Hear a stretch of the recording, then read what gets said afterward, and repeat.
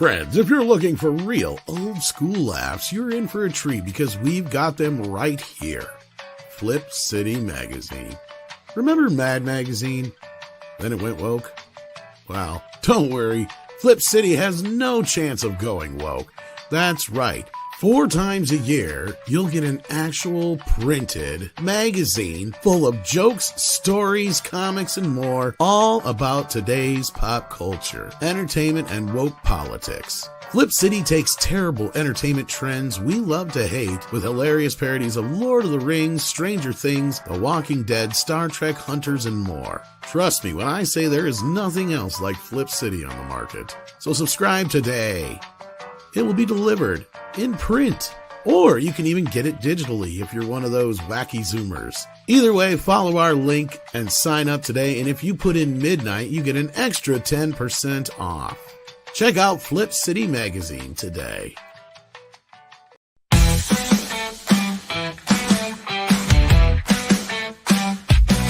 It's the time again. It's Monday night, and we're gonna light it up like dynamite.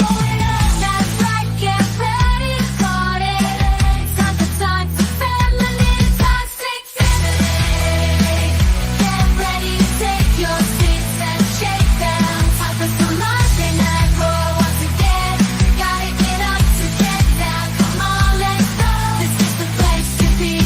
Toxic femininity.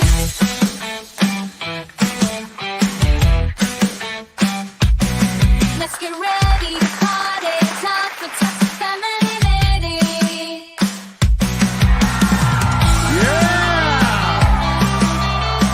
We are back, ladies and gentlemen, boys and girls, dogs and cats. It's all your fault for rating the Acolyte wrong. And how did you learn to do that? You learned by watching us. Let's get ready to party. Time for toxic femininity. We're going to be talking about that and a whole lot more. We're back. Let's get this on.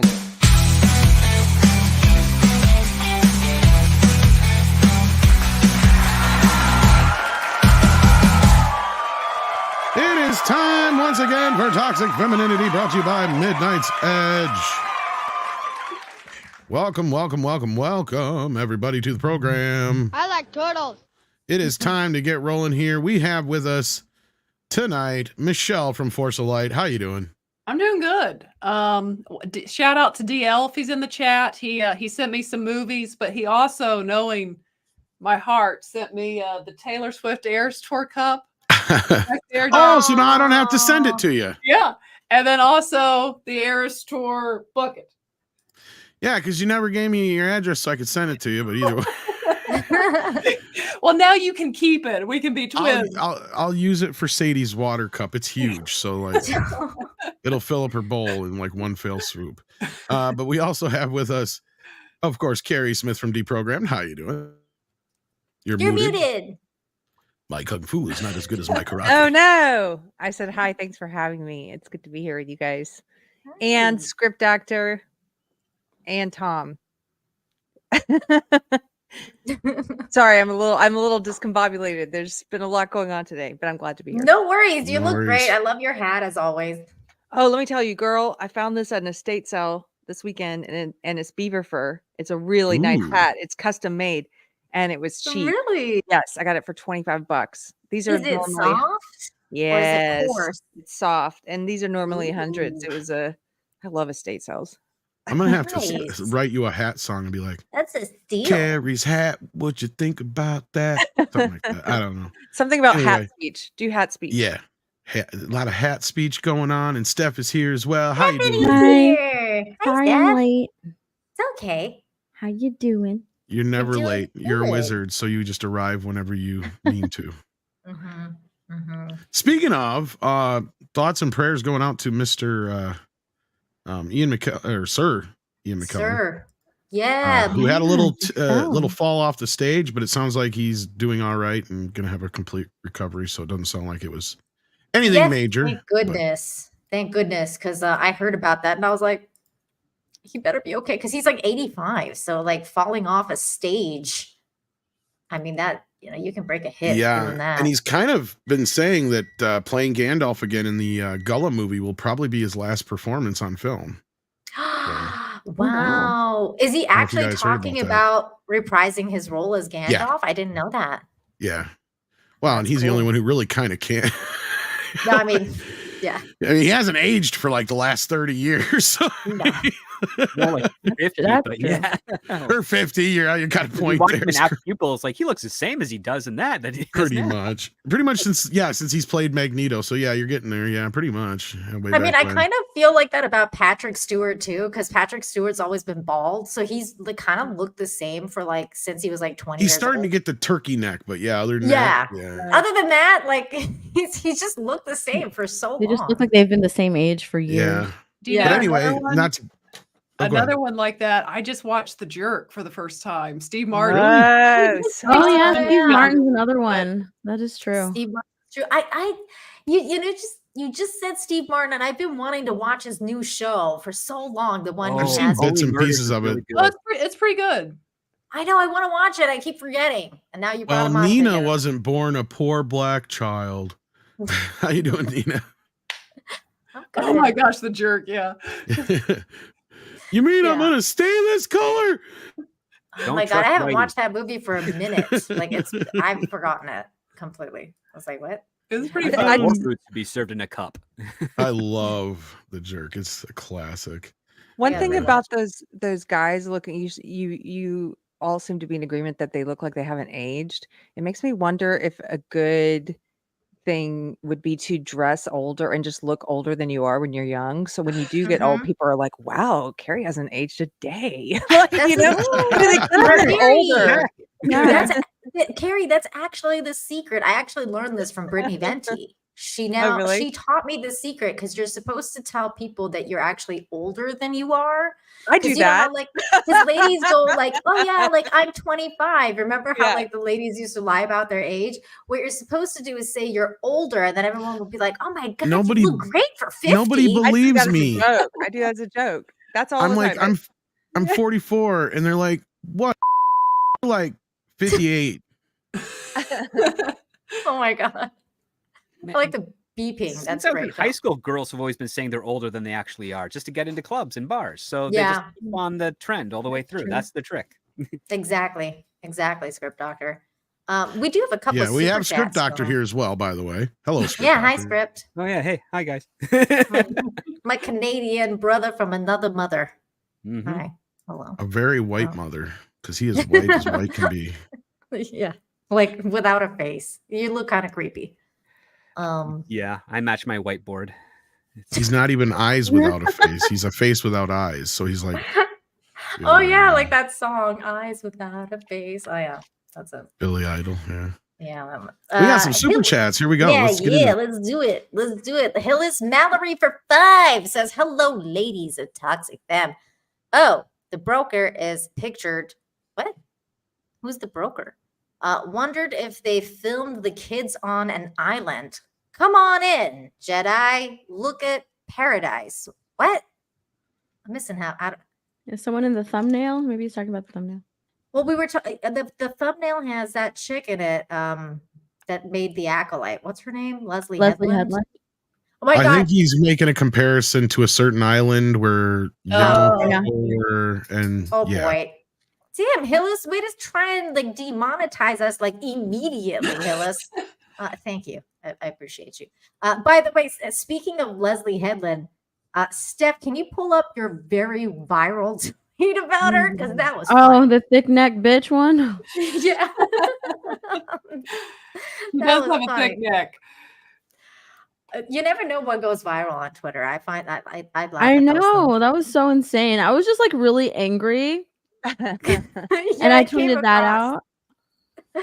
out. And then Cajun Corey sent us $5 and said nothing. So thank you for that. There it is. This thick neck bitch just ruined Star Wars for everyone who had a little bit of hope left in the franchise. Her neck Look at her is neck. very thick. What's going on with that? Oh my god, that's too funny. Look at that. That thing went viral. So you never Yeah, expect. 7.3 You never million. expect it. Yeah. I love that. That's fun. Yeah. A lot of people were saying like, who has hope left for Star Wars? Who has hope left? Like, I'm talking about the people who are now like, this show is their Last Jedi.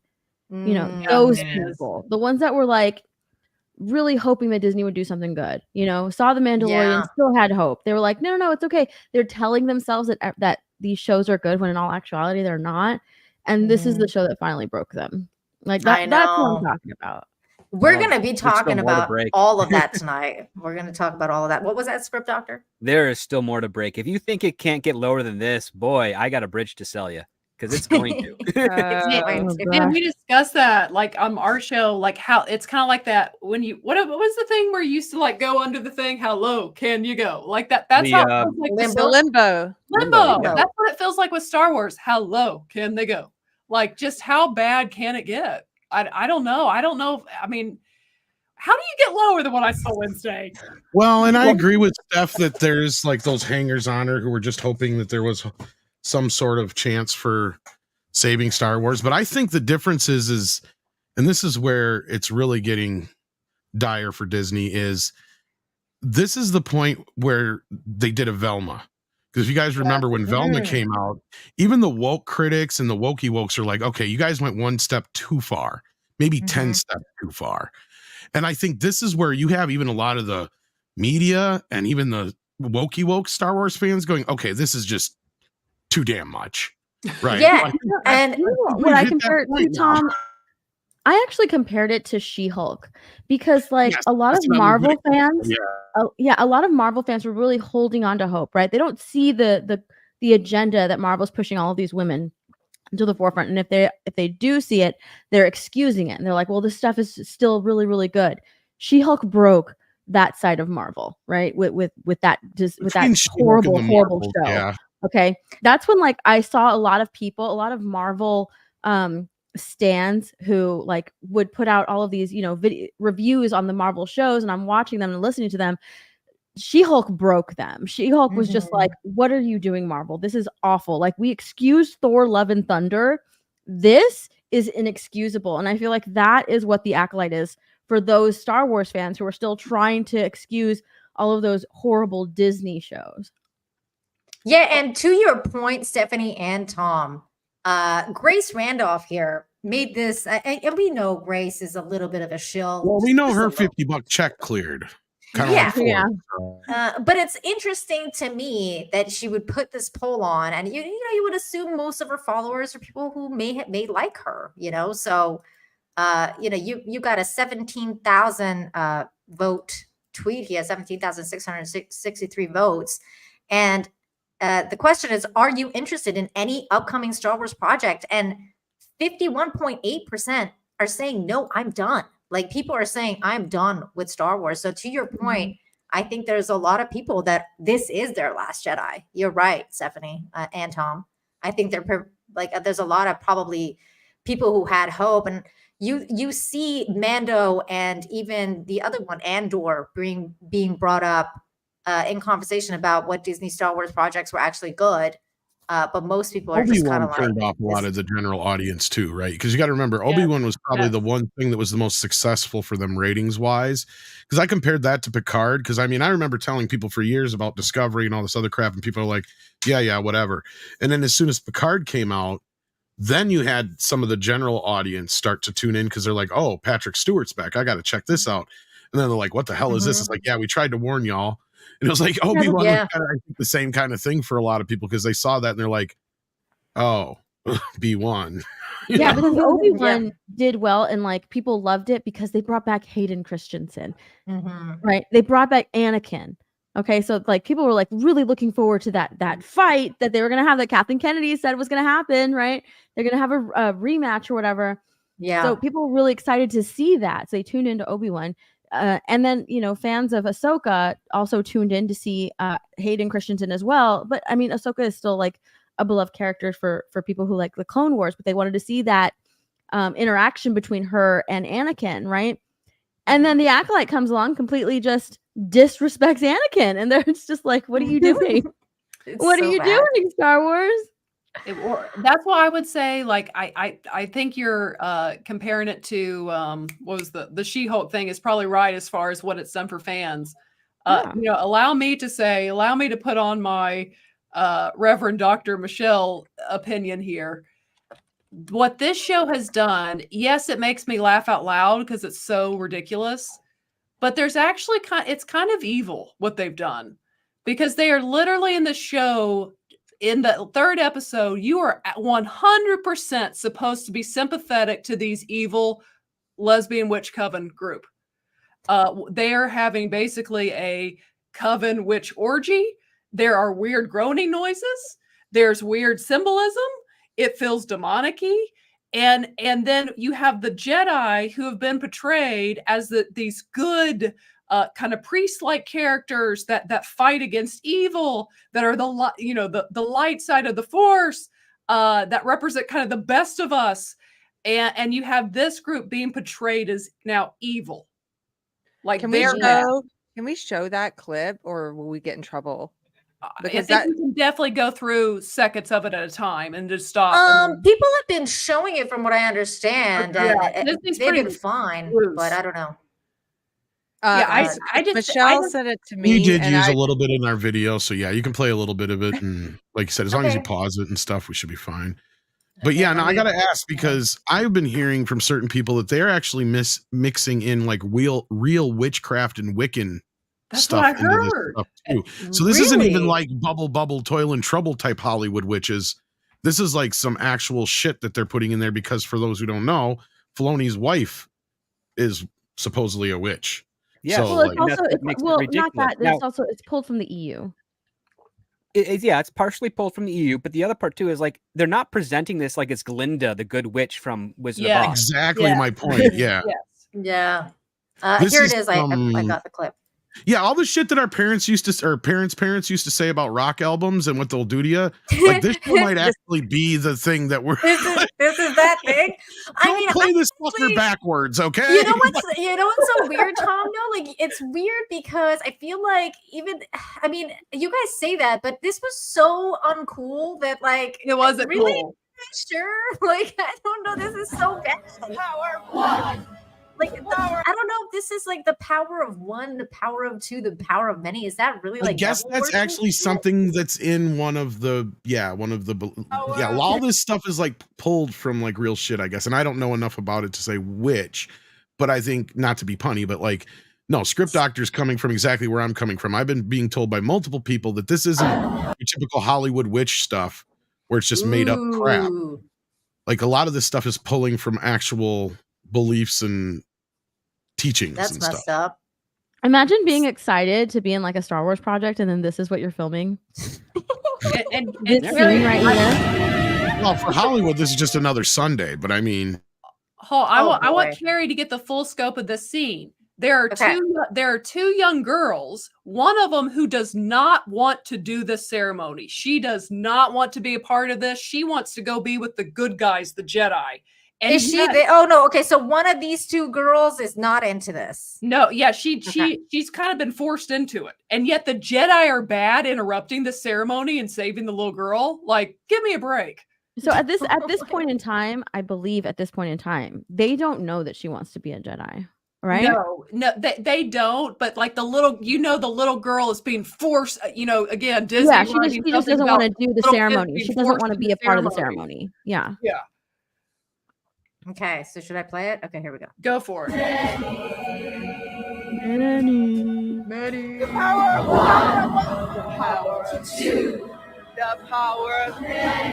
This kind of reminds me of that episode of Friends when she's saying like the 7 erogenous zones, and she's like 1, 2, 3, 7. Seven. Like that. Where's like the 7? Is that the if power of only it many? were that innocent, right? Like that's the thing. But I think Chris nailed it here. Chris Gore on Power 1, Power 2, Power Oh 3. my God. Damn, Oh Chris. my God. Give me a second. Took me a second. Apparently, this is like an actual witchcraft thing. They believe that yeesh. like 2 witches are more powerful than one, and then if you have more than 2, you have a coven, and then they can do the most magic together. Well, I mean, it's all about mob rule. I mean, that's what it is. Yeah. The more people you have on your side, the more damage you can do to everyone Yeah, but else. this ain't Bette Midler, motherfucker. Like this.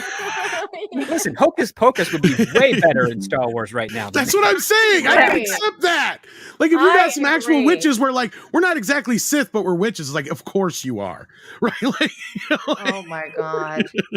What is this? At least yeah, what was it's me, because Bette Midler knows how to sing. These women don't. that's true. Yeah. This We'd is actually have a true. hit single on our hands if it was I Bette. put a spell on you as a catchy song. I agree with that. Beth can sing. Oh yeah, I love Bette Midler's voice. Even Kathy Najimy would be a better choice at this point. This shit's just getting. Now Bette I'd Midler even take herself is crazy Horseface. as balls, but she can't. Yeah, she's sing. crazy politically. You're right. Yeah. I just want to say shout out to John Talks, who's been killing it with the memes. Can you read this one for the people who can't read the like tiny writing, Michelle? The power of one, the power of two, the power of many. Star Wars. Power of Christ compels you. Oh yeah, he's had some Power of great ones. Christ compels you. That's what you felt like watching the show. Oh my god! I'd rather watch. I feel like I need to watch The Exorcist after that. Let's get some more of these super chats because I want to go into the Forbes article about this, and we have a lot more to talk about with regards to the Acolyte. But real quick, we're going to start with this one here because it's $20 super chats. Thank you to Dave the Brave saying, do you think Hollywood will ever get back to family comedies with actors similar to John Candy and Steve Martin enjoyed their movies with my dad while growing up and would like to have similar experiences with kids? I don't know what the FDSW is. What is this? What does that mean? Abbreviation? Something Star Wars. It's probably F Disney, Fuck Disney Star Wars. because F Disney okay. Star Fuck Wars. Disney That's Star what I was Wars. thinking. Okay, got it. Disney Star Wars. Okay, yeah. Thanks, Dave the Brave. Do I think Hollywood will get back to family comedies?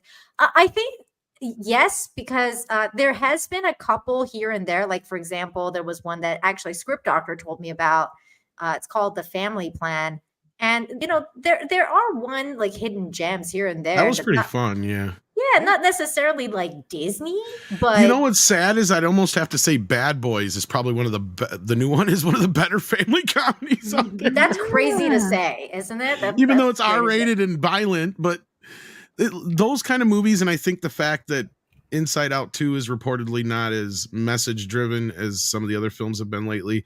I think that and Script and I have talked about this many times over. I think we are getting to the point where at least most of Hollywood has realized, yeah, we've gone too far. We need to back off on this stuff. You know, we've completely alienated the nuclear family. Mhm. We got to get back to basics. And certain movies that we've seen this year, and actually last 6-7 months, from Wonka through now, like I would specifically say, have really done a good job of not beating people over the head with a lot of messaging, unless it's come out of Disney at this point. It feels like- Exactly. Wonka's a really good film. That's a good family film. I like that one. It was. That's what I mean. Like, yeah, there's been a few, but and especially like that Mark Wahlberg one was brought up. Mhm. Well, here's the question I would have back to you guys. I just don't see any young stars that could become a John Candy or Steve Martin or a Martin Short. I don't Chris really, Pratt in about 10 years, but yeah, I see what you're saying. There's not Yeah. many. It won't No. change until the culture changes. I don't Yeah. think we'll Yeah. get back to these movies until the culture changes because those movies were a product of a different time when Agreed. it was we were already like losing the traditional family, like the nuclear family, and Mhm. but it wasn't out completely. It wasn't out yet, and now we're at a place where it's like, you know, these hedonists, these woke. This woke religion, this degenerate religion is the Mhm. dominant religion. It's the dominant cultural belief system. And it's all about abolition of the family, abolition of, traditional roles and anything that's a societal norm. And so until we change the culture and we start valuing the things that lead to family comedies, like valuing the family, we're not Right. going to get back there. Like we have to have a whole renewal and revival of culture where people are like, hey, you know what? Like we just had Father's Day, right? Right. And Mhm. that's huge. You know, I didn't appreciate how important those days are when I was younger. I just saw them like any other holiday, but like this is the one where you know, celebrate dads, or you get your dad a card or whatever. But it's like, no, being a father, being a good father is it's the most important role you can take on. Being a Yep. father or being a mother. Yeah. And we need a whole renewal The of most culture. thankless job is being a good Right. parent. And it's the most important Well- when you'll do. And Yeah. we don't have a culture that values, like we've gone through, like in the 90s, they started making all these movies and pop culture and stuff. So it was sort of in the late 90s, making fun of men, making fun of dads, like, oh, they're so stupid and bumbling idiots and they can't do anything. But they were And good-hearted. That was the thing. they're Though. Like, good. that's the other They were part. still They were- good hearted, but yeah. Yeah. And now it's like, how do we get back to that? But I had one follow-up thought. Michelle, have you seen, speaking of these two actors, have you seen Planes, Trains, and Automobiles? Yes, we Oh, reacted God. to that for Thanksgiving. Oh, It was okay, really I gotta- good. I gotta I think look I at your forced you to review watch of that one. Yeah. Great movie. It was Great movie. really good. Okay, thank you, Dave, for that. I just want to say another thing yeah. too is just on the other side, not just Oh, sure. family comedies, but comedy in general. Mhm. Because I was thinking about this because I just watched the documentary about Gene Wilder, and I didn't know that he had. I mean, I knew he was in the movie and all this kind of stuff, but I didn't know he rewrote "See No Evil, Hear No Evil." Oh. Oh. And I was thinking about, God, they could never make that movie now. Never make that movie now. Even though the whole movie is about two guys, you know, running from the law who are, you know, falsely being accused of murder. But the whole point of those two characters in general is they don't want society to treat them like handicaps, right? Hmm. Like that's their whole thing. But you would never be able to make a movie like that now. And if you haven't seen that one, that's another one I suggest people check out. Yeah, it's I a little- haven't seen I it. haven't. a lot of either. F words in it, so you can't really. Goiter in it. Yeah, Kevin Spacey plays one of the bad guys in it. Oh my god! Yeah, Wait, and that what is goiter this is movie not called makeup. again? That was real. He had to get he had that after removed. production. I was gonna say, yeah, that fucking boil thing. What is this movie called again? See no evil, hear no evil. Basically, Richard Pryor plays a blind guy, and Gene Wilder plays a deaf guy. Oh my god, I have seen this, but like years ago. and I Like didn't know years, yeah. that Gene Wilder rewrote the whole script, but Yeah.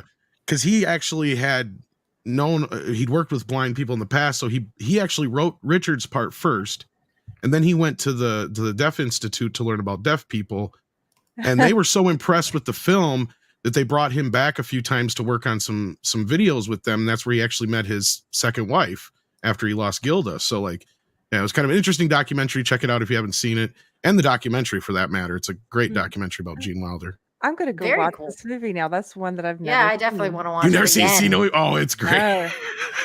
I don't remember. I mean, I remember like bits and parts, but I don't remember all of it. Carrie, you want to get this super chat? Sure. Sabretooth Raptor for $5. Thank you for the super chat. Says Smurfs plus Mexican Iron Man teaching accounting on the tube is greater than Smurferlite SW. Thank you. What does that mean? Well, Mikey, he's teaching accounting. He's an accountant, Okay. and there's Smurfs involved for some reason. I don't Okay. know why. Smurflite Star Wars? I don't know what that is. I don't know what that is, but thank you for the super chat. And then Dave the Brave also became a YouTube member of the channel. Thank you. Thank you, Dave. And then Michelle, you want to get this one? Actually, let Tom get that since it's for him, and I'll get the next Okay, yeah. one for me. Go ahead, Tom. Okay, Elijah Snow sends in $4.99. Says, Tom, you're apparently Blark from Blark and Sons, living rent-free in Paul Tassie's head. You're in the walls. You're in the fucking Well, goddamn walls. That's what he means. Goddamn Yeah. walls. Okay, so I think he's referring to our being brought up in the Forbes article, which we were talking about before the show. We're gonna be get to talking that, about that Elijah. soon. But yeah, I think Mhm. we are basically getting in their heads. That or like I said, the check's cleared. So now they got to That's come back after. hilarious. And then Michelle, you got two for you, so you're gonna get the next two. Go ahead. Yes, thank you, DL, for the 199. I'm here, Michelle. And also, And then Michelle, show Tom your movies and see what he thinks. Okay. So DL Okay. has sent me. I've never seen. Okay, I don't think hang I've seen on. Any of these. hang on. We got to get you. There we go. Let Oh, me what try. the? Okay. it's Ooh, like- good one. Good one. Heartbreak Okay, good. Ridge. Yes, I Yeah. never even heard of this one. That would So have been a we- good one to watch yesterday if you were with your old man. He probably would love that. Okay, we've got a lot of Clint Eastwood. Now I did. My grandfather Ooh. used Oh, to wow, love good The ones. Outlaw of Jonesy Wells. I've That never is a heard of great it. one. Pill Rider's pretty good, but Josie Wales is a little bit better. Okay. If Pill I don't Rider think is the I've one I'm either- thinking of, I haven't seen either of those. And then 'cause I let's always see. get two of them mixed up. I get that and High Plains Drifter always mixed up. I'm trying to remember which one that is. Oh, The Clint nice. Eastwood collection. Ooh, look Wow. at that. Yeah. A fistful of lovely. dollars for a Let's few see. dollars more. Yes. Hang 'em Good, High. Bad, and the Ugly, and Hang 'em Good, the High. Bad, and Oh, the all Ugly. good ones. That's a good one. And then we've got this is one of his older ones, Gran Oh, Gran Turismo. Torino. Then Torino. we've got let's That's a see. good one.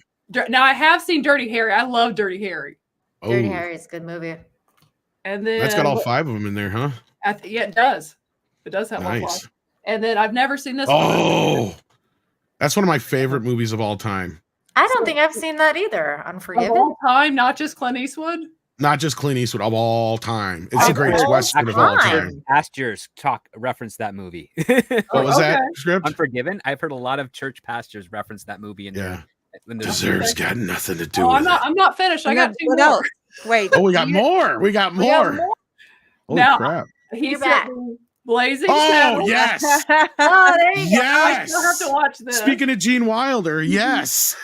Blazing Saddles, and then lastly, Animal House, which I've never seen Oh, either. yes. Nice. Oh, wow. Wow, DL hooking it up. That's That was some amazing. good ones. Can I add one know. to your Clint Eastwood list? You need Oh. to also watch Play Misty for Me. Ooh, that's Okay. a scary one. It's a scary one, but he plays a Ooh. radio show host, and there's this crazy psycho fan of his. Yep. Yeah, the It's most cool. unbelievable thing is Clint Eastwood as a DJ. All right. That's me in the private chat. I am a funny, Tom. DJ. Okay. Gonna play the next song. Speaking of unbelievable, Raiders here just dropped 54.63. Unbelievably generous. he can get Thank you this. so much. Woo! Thank you, Nice. Raider. Thank you, Rador, or Raider, however you say it. Raider. I don't know how you say your name. Raider. It sounds like an old He-Man character, like Rador. I remember because we used to sing the song like "Somebody Come Raider," because it was like "Somebody Come Get Her" and Conan. Anyways, it's a whole thing. But thank you, Raider. You're the best. And then Mr. Tickle Trunk this year. Stephanie, you want to get this one? Yeah, Mr. Trickle Trunk for 2. Already some Rumble rants rolling in tonight. What's up, Rumble? We gotta get those Rumble rants. We'll get to those as well. I think they're being listed here. And then Script Doctor, you want to get this one? Okay, so Bird Up for 5 says Ming-Na Wen from Agents of S.H.I.E.L.D. doesn't look much older than she did in Street Fighter. Meanwhile, she's 60. This That's is true. She does not age. She I looks think. good. Her She looks daughter is great.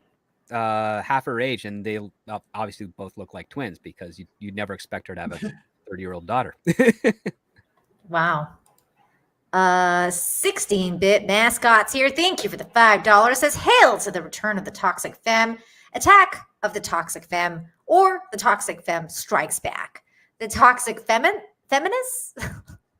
Rise of okay, you get it. Love y'all. Oh, thank you. They were all great. I The like power the, of one. The power of two. the power of many. Oh my god. Hey, Sue sent us a rose for $10. Thank you so much. And then Psychotic Mongoose has been a member for 3 months. Thank you for that. And then Carrie, you want to read this one? Sure. Elijah Snow for $1.99. Thank you for the super chat. So some of this is some Aleister Crowley stuff, if I recall correctly. Ooh, Probably dark maybe. dark Satanist witchcraft stuff. I think this is this one of the Rumble brands, Tom? From Coolx81 for 2 says, "Bad boys, what you gonna do? What you gonna do when Will's wife screws you?" That's Actually, I mean, that's so the mean. movie's doing really, really good. Yeah, it is. He might be back, guys. He might be back. And then go. Well, I've been saying it. Once you've seen that video of Diddy throwing what's her face down the hallway and shit, I mean, it's kind of Yeah, kind of gives you a perspective. You're like, oh, yeah. yeah. There's way fucking more fucking. But I agree. It's his wife is the problem either way. So yeah. Michelle, you want to read this one? Yes, thank you so much, James. Prior to the chant, they distort a Bible verse. What the thread has tied together, no one can separate. I actually caught this. In the Ooh. Bible, Mark 10:9, therefore, what God has joined together, let no one separate. I actually thought of the Bible verse, Ecclesiastes 4:12, though one may be overpowered, two can defend themselves, and a cord of three strands is not quickly broken. I actually thought of that verse when they, said what they said too. My goodness. Wow. Some biblical stuff. Carrie, you want to get this one? Mr. Chucklechuck for $2 says Script Doctor's hair is always on point. He shares his secret one day. It's Aw. plastic. He's got a hairpiece. He didn't argue, so I'm right. He didn't argue at all. It's very controlled. Well, it's animated. Stephanie, you want to read this one? Jason Webster for $5. Well, it's better not trying to comprehend the incomprehensible. That is the Acolyte. Disney Star Wars is shit. Stupefyingly hideous, insane tripe. Inane my or gosh. insane both work. Wow. Okay, we're gonna read one more and then we're gonna go to the story because this is all relevant. Script Doctor, go for it. Gene the Machine for 10. In a galaxy far, far away, space lesbian witches of color are oppressed and living in fear and can't count past 2. How stunning and brave. That sounded so damned Canadian. Put that back up. Put that back up. He got to get his $10 worth. I'm sorry. Oh my god. Okay, Put it hold on, back up. hold on. I have to bring it back. Oh, Hang I'm on, sorry. hang on. Yeah, you probably already. Yeah. I uninstalled it. I'll go back. I'll go back. and I'll find it if not. I think there it is. I've All got right, it. here we go. In a galaxy far, far away, space lesbian witches of color are oppressed and living in fear and can't count past 2. How stunning and brave, because math is not only racist, but sexist. Dude, that was great. That's your $10 worth. Woo! There you go. Amazing. I love Somebody your put script, that. but you're just too Canadian sometimes. No, that doing a was movie trailer. dude, that was so great that I hope somebody clips it and like actually makes like a He's like, in a commercial galaxy on far, that. far away, eh? These hoes are space aliens, like lesbian Wasn't witches. that Canadian? No, I know. I'm just picking on you. I love the term hoser. It's the best Sorry, thing. eh? Sorry. And thank you, Ruby Hoove, for Ruby gifting Hoove. a membership to the chat. All right, let's get into this Forbes I like article. saying that name. That's just a fun name to say. Ruby Hoove. Mhm. Let's get into this, Tom. I don't know if you want to read it or if you just want to comment on it. I But kind of just here it present is. it. And okay, so this was the thing I tweeted out about because this is what we've been joking about all night with Paul Tassi and Mhm. Forbes, which generally doesn't have the worst takes in the world, but sometimes they get things going, and I think the check cleared. So all of a sudden they're come out and they're not exactly sticking up for the Acolyte, but what they're saying is it's being reviewed wrong, and it's our fault for you guys reviewing it wrong. How dare you? That's really what this whole article is saying. I mean, that's the basics of it. Is you all don't know what you're doing. 15% is too low. I think See. they're 100% sticking up for the Acolyte in this article. In a way, roundabout, yes. Yeah, here is they're 100% sticking up for the Acolyte in this article. Paul Tassi is like, I went through the whole article yesterday and I was laughing at a lot of it because he's just trying to excuse a lot of the criticisms that we have of the Acolyte right now. So, and he's just like, the show's barely started. Why is it only at a 15%? And he's making fun of the fans, right? By saying like, y'all should be embarrassed. What I don't get is he picked us, right? And it's not because I'm like, I don't care. Give us the fucking attention, please. But like, let's be real. Chris Gore is the one that they should be going at. He started Look at it. me, go over to film Well, threat. I called it the Chris Gore bump that they're going to get off this episode because he told us all this is a shit. It's going to hit the fan, y'all. You know, I mean, even Right. that paragraph right there where he says this is the main reason for the search episode 3 aired where fans, and then he put in parentheses fans. He had to like Fans. make sure to say know. like fans in parentheses. Like these aren't real fans; they're just haters. You know what I mean? Like Yes. that's the message. That's with the message that he's trying to say. Like these aren't real fans; these are just haters, bigots, and misogynists. Because he says that like twice in the article that the people that are downvoting this and review bombing are misogynists and racists, and that's why they're doing that. And that's why they use us, right? Because we represent the non-fan misogynist to and them. racist. Yeah, and so you guys out there are learning from us the wrong way to rate this show. See, that's what they're trying to say is it's our fault. You don't I have never to really be had that misogynistic, much Tom. power. You're so misogynist that you have a show dedicated to having a woman panel. Like that's how misogynist you are. I know, right? And it's just like when Furiosa came out, I got the same kind of crap. I'm like, I'm just telling it like it is. And the last few weeks have proved me right. Look at Bad Boys. Look at Garfield. Look at Inside Out 2 even, right? Like people will go to the theater if you put something out there they want to see, even if that Ryan Reynolds movie has got legs right now because word of mouth got out that it was decent, right? So like, there you go. Which But Ryan no, Reynolds movie? If it's called, well, that was its problem. I think its name was the horrible. one for the kids or whatever with like Yeah, the it little should have just called it Imaginary Friend. Imaginary Friend. Yeah, they should have just called it that. Yeah, call it Imaginary Friend. It would have been pretty good. Well, somebody told me that they didn't want it to get confused with that. Was it Blumhouse or whoever put out a movie called Imaginary about a killer teddy bear or something like that? The titles are too close together. and Yeah, release dates so- are too close together. And guess what? People don't read, especially in movie theaters. They don't like it. They hate subtitles. So if you go to a theater and you see two screens and one says Imaginary and the other one says Imaginary Friend, and you're not paying attention, and you go into the wrong movie, if you're expecting a horror and you get Ryan Reynolds jokes, you're going to be upset. And if you're expecting a family film and you get people's faces being slashed off, you're going to be really upset. And you're not going to blame yourself. You're going to blame the theater. And you're going to blame the movie titles because that's mostly what people do. So yeah, they were kind of smart. Be like, okay, let's just call it If instead of releasing it, say, in a different part of the year away from the horror film or found a different name because If is just too. It's like the opposite of that Henry Cavill movie we just had that had too much of a title. The Ungentlemanly Warfare one. Ministry of Ungentlemanly Warfare. Yeah, it's like no. It was actually a good movie. I liked it. I know, but this is the thing, and this is just a sidetrack, but it's like, what has happened to Hollywood and coming up with a decent title anymore? I know. They don't even know how to do that. It's like kind of crazy. Anyhow, but yeah, so this article is basically that. So go ahead, Carrie. Well, before you leave this article, my favorite part of it is near the beginning where he says that the Acolyte became the lowest audience rated Star Wars project besides the infamous holiday special, which I own. Then he goes, but now it's dipped below the holiday special. Yeah. It's all the way down to 15%. Even the Star Wars holiday special has a better audience score, which is just really Maybe funny. we'll finally get the Blu-ray of it. Oh my God. It does like, and even like after that, it says at a certain point, this is just absurd, and it says more about the viewers than it does about the quality of the show itself. See, so he's like he's saying that it's your fault.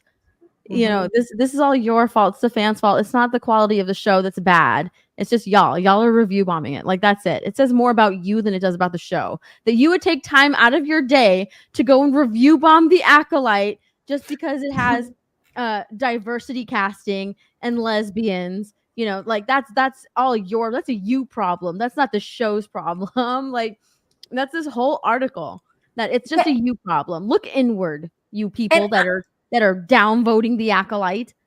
I'm trying to find it, but the funniest part to me is that this is like kind of like such a disconnect with like another reviewer from Forbes, because like when episode 3 dropped, some other reviewer from Forbes like ripped into the episode and was like, this is terrible. Like, I mean, mind you, he ended up blaming freaking George Lucas at the end for how like crappy the prequels were. And I was like, this dude's the reason we have Disney Star Wars, but that's beside the point. But that guy was also is making the prequels worse, if you ask me. Well, I mean, it's Eric just Kane. That's who I knew his first name was Eric, but I couldn't remember his last name. It was Eric Kane. Because they're rewriting. They're rewriting another mediocre Star Wars show. Yeah, I know that article.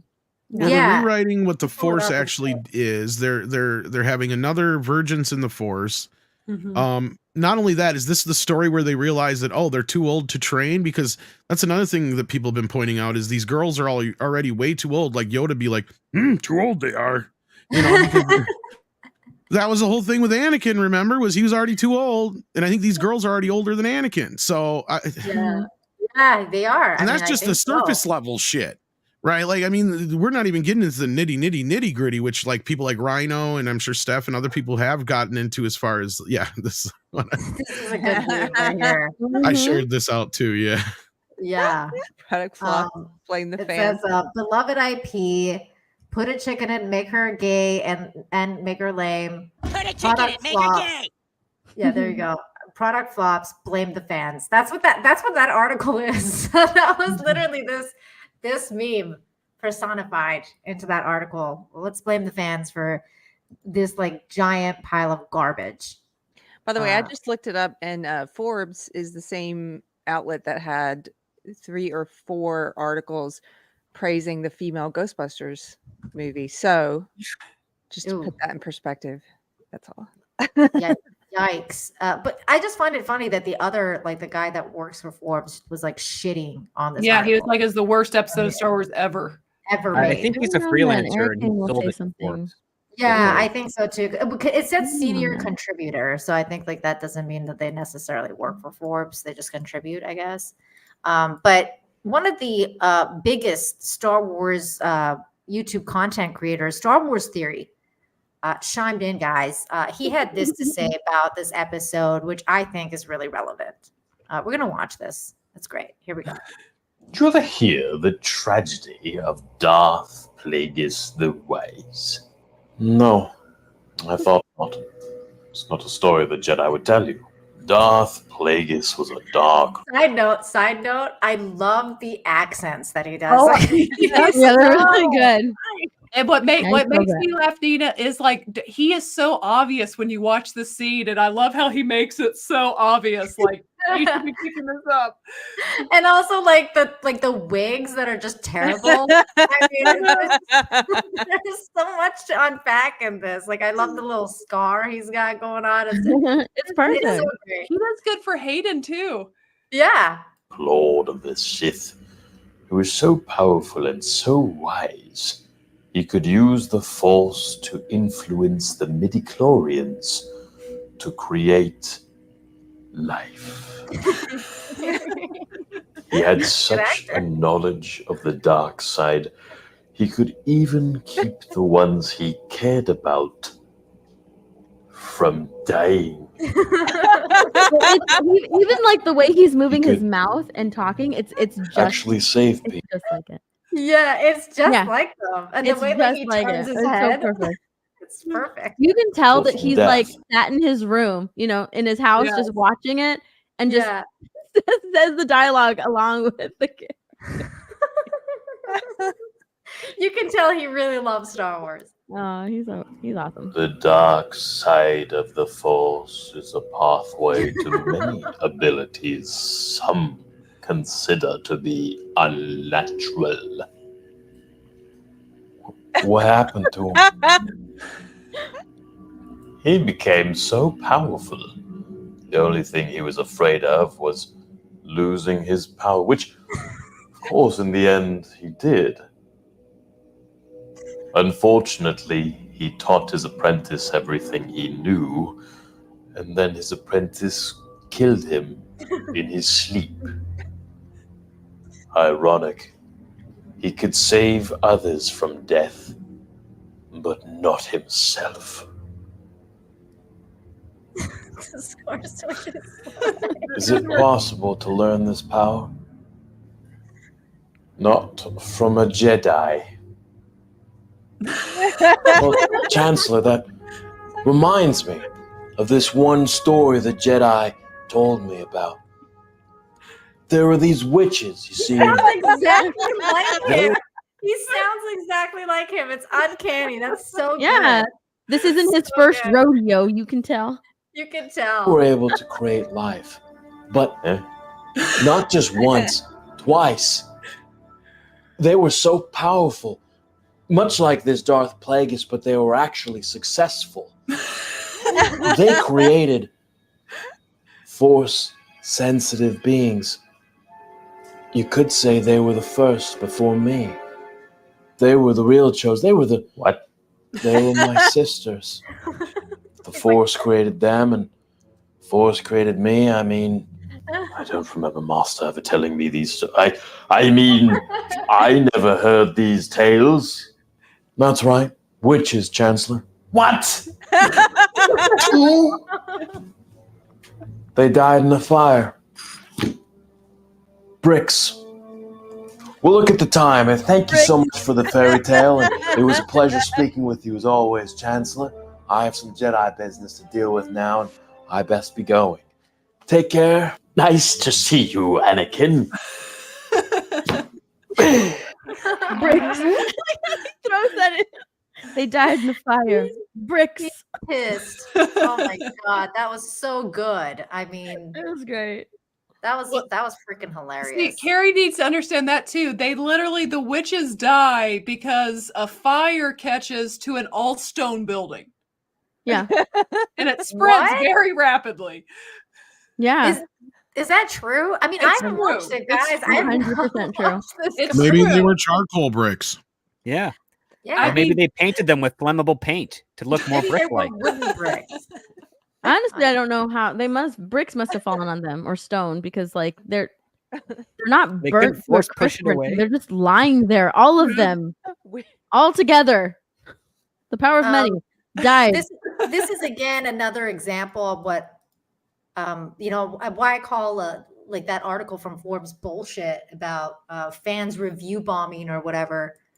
Because even normies and like political accounts are commenting on Star Wars and how everyone's saying that this is fucking bullshit. You got Wall Street Silver here saying if you thought Star Wars could never make something worse than The Last Jedi or The Rise of Skywalker, you were wrong. The Acolyte, a woke galaxy far away where lesbian Jedis use the Force to scissor and create babies. And it gets worse after that. I mean, it's like I said, this is crazy that even normies and like political commentators are commenting on this. Mhm. And then there was one more thing that I wanted to show. Actually, a couple more things, but this one we definitely have to watch and talk about. Gary and Critical Drinker went on Piers Morgan to talk about his interview with Kevin Spacey, which we're not going to talk about. We're not going to talk about the Kevin Spacey part. But at the end of this interview, Pierce asks Gary about the Acolyte, and I thought this exchange was really funny. So we're gonna watch a little bit of that. I hate that dude in the lower left. This guy here. No, the lower left. Oh, this guy here. Yeah. Okay. It's all of his They're faces. they're both kind of like very interesting people. Let It me looked just like he say. just sucked on a lemon. Maybe it was Don Lemon. Oh, ew. Let me bring in Nadronic. I want to talk to you about Star Wars. And this suggested they may have lost the plot. This was the director and lead actors apparently are both lesbians. And this was an interview with the director.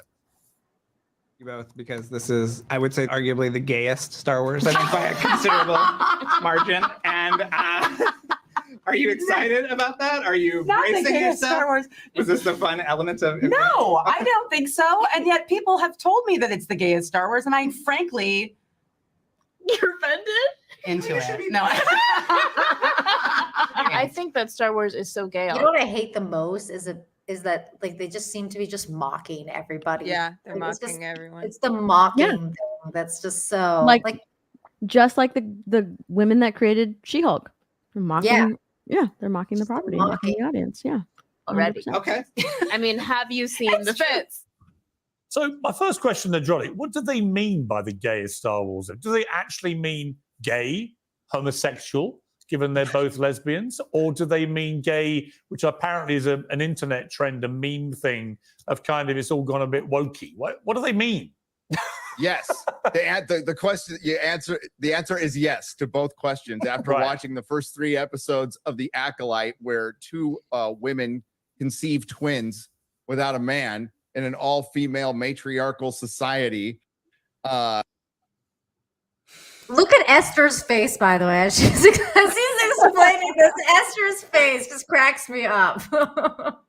Where the Force is now turned into a thread and it's not the Force. Yeah, I wouldn't argue with anything they said in that interview, that it's been gay and it's been turned gay. It's not Star Wars, a male brand that everybody could enjoy turned into a female brand that nobody can enjoy. Oh my God. Nobody's watching. The ratings are cratered. It's the highest rating Disney Plus show of the year. What are you No, talking? it's It's not. had more No, views it's than not. Piers What's Morgan's that interview. against? It had Wow, more views than Piers Morgan's interview with Can you Kevin pause Spacey. it? Yeah. Which even if that's true, if it's the highest rated Disney Plus show of the year, that means all of Disney Plus's shows are crap. Yes. Because this has a 15% rating and it's the best one. So let's say that guy's right. That doesn't help your point, guy. Well, no, Carrie, he's talking about when this first came out. That what did the critics give it that first week? Like a 98? Yeah, he's talking about the critic rating. He's talking about the critic We're not rating. even talking about. No, actually, they're talking about the actual ratings, like people watching it, because that's what Disney come out and said. Is Disney said it was their biggest premiere of 2024.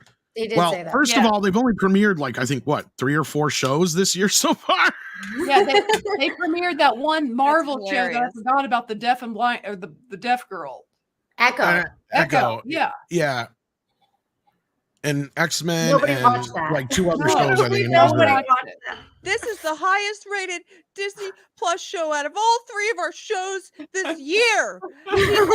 They love it. Yeah, I Released love on a Tuesday after prime time. Pretty much. I love how Gary is like basically telling him, like, yeah, you're hearing that from Disney. It's a lie. And he just keeps going. It's funny. It gets funny. Can we point out none of these shows, by the way, made it on the Nelson charts? Just saying. Have they? None of No, them. have they released that at all? Because I mean, No, they haven't. Well, at least up until now, none of them have made. None of the shows that it did better than made it on the Nielsen chart. Okay, all right, that's interesting. Here we go. So what do you? This AI tool will take your idea. Yeah. and create What is complete this? complete Here's redesign got of it. the images.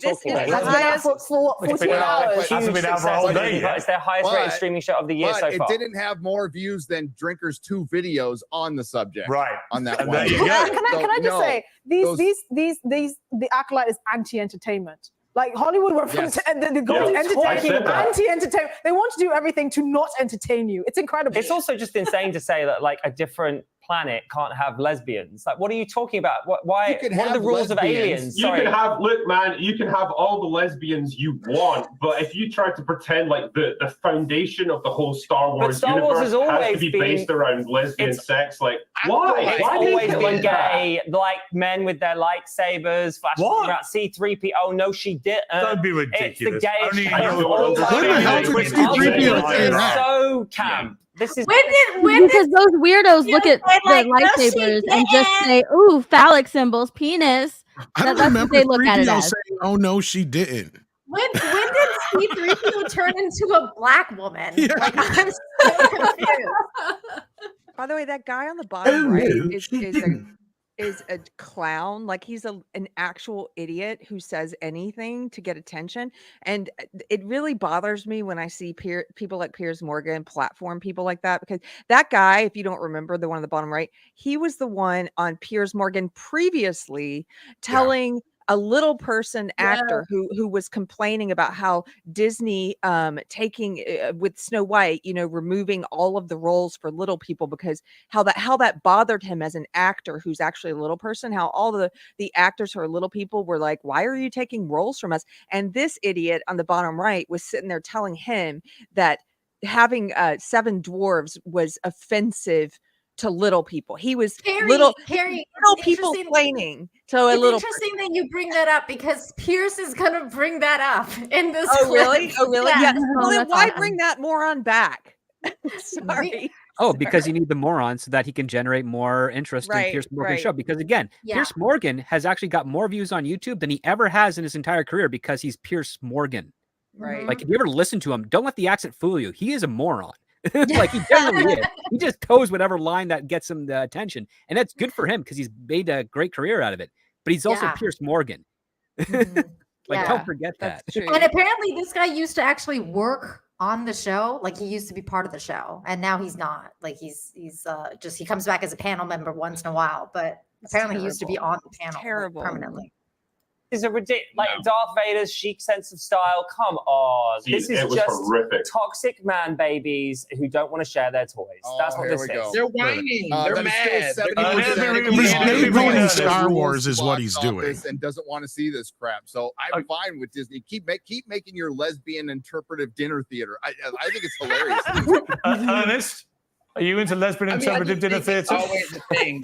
I just think it's always the trend, right? If there's I more hate this women, Ernest if there's guy. more queer people, if there's more people of color, there's always a whine from men like them that are going to always complain if they are not the Men center like of them. attention. Boo hoo hoo. Men like Yeah, them. man, if what they make is good, we'll support it. But like, if you Except make for Bad absolute Boys. garbage, we're not gonna. Yeah. Simple as Yeah. that. I watched Bad Boys. A couple of black guys running around solving crimes and stuff. I Yes, was your totally one black fine with friend that. So movie. how am I?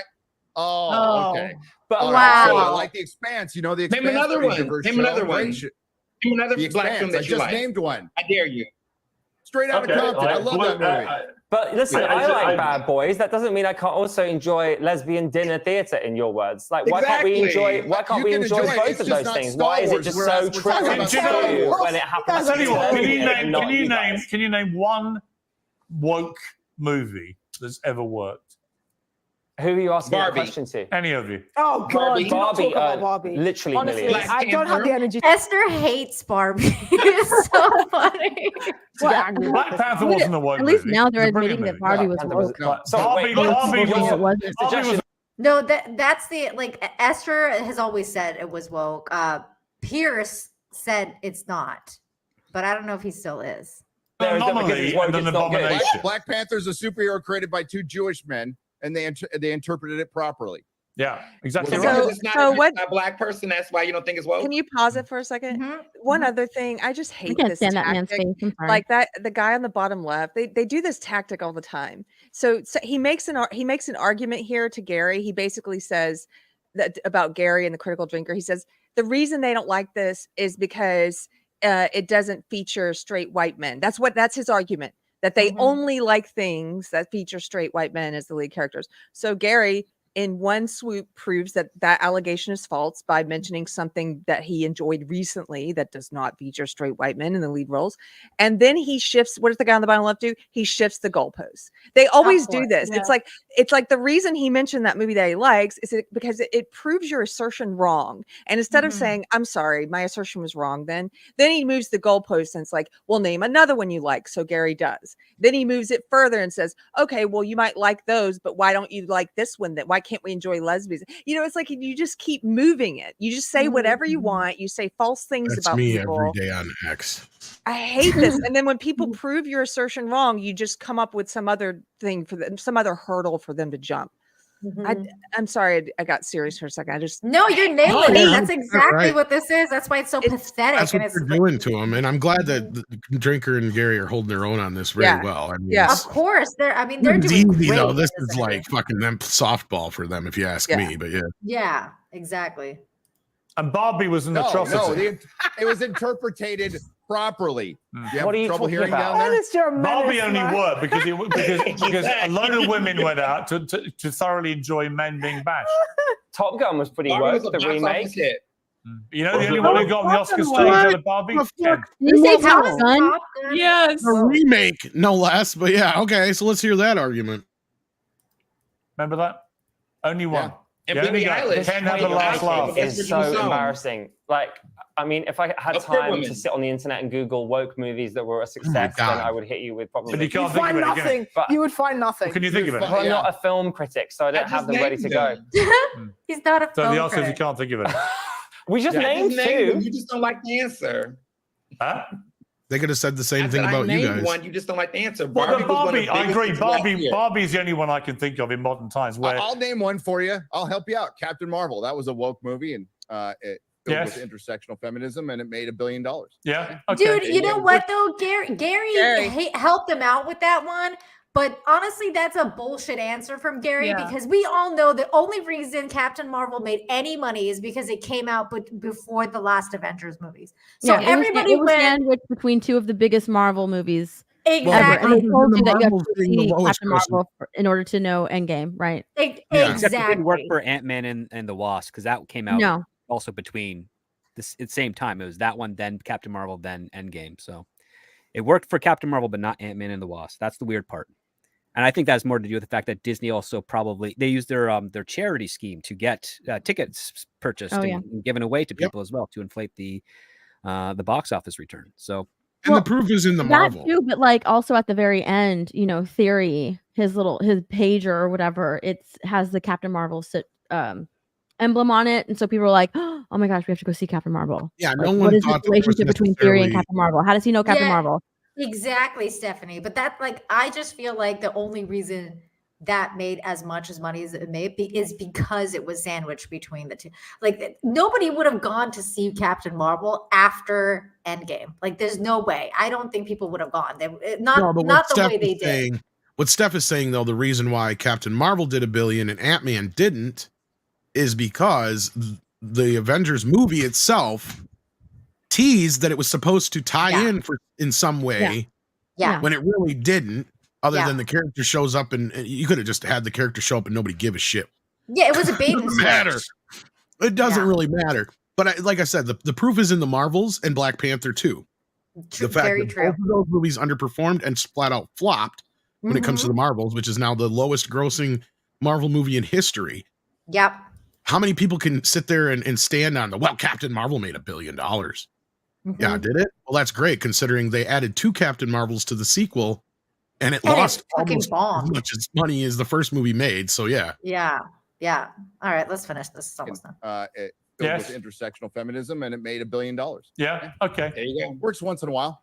So occasionally they get it right, or they get it wrong, but still But get as I it just right. said, Most Top of the Gun time they Maverick get it wrong was and it pretty fails woke. It abysmally. moved towards having a much more diverse cast than the previous Top Guns. So there's definitely room for a But how does successful... having like some diverse cast make it woke? I don't. Thank you. Thank you. How's that woke though? How's that woke? Because it's so Well, they're all female and a woman on it, So it's not. It's not. I like how he just said diversity is woke. Like Yes, he's a moron. This is the thing. He's an idiot. They believe their own idiot. crap, Stephanie. They believe their own crap. So they go out there and they say, these people, they talk about woke and what they mean is diversity and they don't like seeing black people or women or lesbians. They believe that crap. They believe their own crap. And so when they find out it's wrong, like this guy's like, I don't have a problem with a movie having a diverse cast. That doesn't have anything to do with woke. They're like, wait, what? I'm wondering if that man has even seen Top Gun Maverick. I don't think he has. That movie itself is not woke. Like it is not a woke movie that did well. I will tell you this, Stephanie, I highly doubt. Really well. Yeah, I highly doubt he's actually watched the movie. I think he's basing it on like trailers he's seen from the movie. Like I very and Top highly Gun doubt. 2 actually has natural diversity in it, and they don't even make a big deal out of it. And the Yes. first film was actually fairly diverse, right? The big difference between the first movie and now is that they actually let women fly. That's the difference. And they actually address that by having a woman pilot, right? Like, and that's it. That's the extent of it. They don't make this huge thing about it. It's not like she's struggling to keep up with the boys through the whole movie, and the whole movie is about her breaking through and being just as good as no. She's just another one of them there, just like fucking what's her face was in Aliens. No, not Ramirez. What the hell's her name? The chick. Ripley? No, No, not Ripley. Oh, I thought you said Aliens. Vasquez, thank you. Vasquez. That's what I was. Yeah, like she's just there. She's just one of the guys, right? Like nobody treats her like any differently. Yeah, or it's not like about her struggle or anything like that. Yeah. Exactly. And that means it's not woke. They don't even know what woke means. It's so funny. They run around criticizing anybody who's against woke ideology and saying, you can't define it. You can't define it. In actuality, they can't define it. They don't know what they're talking about. They don't know why they support it or why they oppose people who oppose it. Like they have no idea. This guy's an idiot. Yeah. And Carrie, even it's so crazy because you're so right about that. That like the definition of woke differs for everybody at this point. And I'm so sick and tired of hearing like people come up to me and talk to me about like, oh, if you like Star Trek, you like woke then because Star Trek was always woke and the X-Men were No, it always wasn't. woke. And you guys like, basically have a problem with it now because we call it woke, but it was always woke. And No, I'm it like, wasn't. that's not true. Like that is not what's going No, on. Star Trek is humanitarian. Yes. And you have natural diversity, and that's what Carrie was saying, is that this asshat here is trying to adopt that just because it has diversity in it means it's woke. Well, half the time that's their argument against us too. So he just walked himself into a corner, like Carrie just said. So yeah. Yeah. Okay, let's finish this. It's almost done. It's accurate. Yeah. And when the first Top Gun women came in out, by the way, cockpits. there probably weren't. But that's any, what woke is and now about. there are. Who was So the main that's not what woke characters? It was was Well, I know where the Maverick, origins a of the white word guy. come It was from, but in Bruce. this conversation, I'll give you an example of woke is when Disney tried to do Snow White and the Seven Dwarfs with no dwarves. But that's not. Right? I mean, woke. at the They're moment, trying to when you see a they're 6 trying- foot, when you see one of the dwarves is 6'4" tall, you think, Here's sorry, this is what I mean. It is woke They are insanity. trying. Well, he They identifies are as a trying dwarf. to make sure that they do not play into stereotypes. That's what. This Yeah, is that's about. woke, It's moron. Snow White and the 7 genderless widgets. I also think that. Oh my God. See, what he's doing though is like, oh, let me. We don't want to like make sure we want to make sure everyone's okay. So let's take the jobs away from real people and turn them into animation because we don't want to offend anybody. That's like, what the fuck are you talking about? That's literally like discrimination. You discriminated against little people and took their jobs away. It's like, that's crazy to me. Let me end by one question. I want to wrap things up. What's the stereotype around Star Everyone Wars answer as very well? quickly on a yes or no. In a year's time, will Kevin Spacey be back in a big movie? Let's start with Oh, you, okay. Critical That's Drinker. it. That was the Acolyte part. No, so but there you can go. see him in See No Evil, Hear No Evil. That Kevin Spacey interview too was very interesting. Which did is you guys sad happen because to if catch that little it? queerdo, no, I haven't, but if that little queerdo actually got his way, like basically if they tried to make See No Evil, Hear No Evil now, it'd just be a deaf guy standing there all day while the blind guy yells, "Where am I? Should I go this way? Hello?" Oh my God. Sorry, I just had to do that bit. But No, anyway, that's about funny. Kevin Spacey, you were saying. No, I was just wondering if you guys saw the interview because I saw the interview. I thought it was really fascinating, and this discussion about it was also fascinating. So I was just wondering if you guys had seen that because it was. No, I'm gonna go watch it now though because I did watch the Spacey Unmasked docu-series, which I highly recommend on Max. Ooh. But I haven't seen that. Okay, good to know. All right, the whole let's thing's on YouTube for free. Spacey Unmasked. I don't know how long it'll be up there, but somebody ripped it off and put it up there.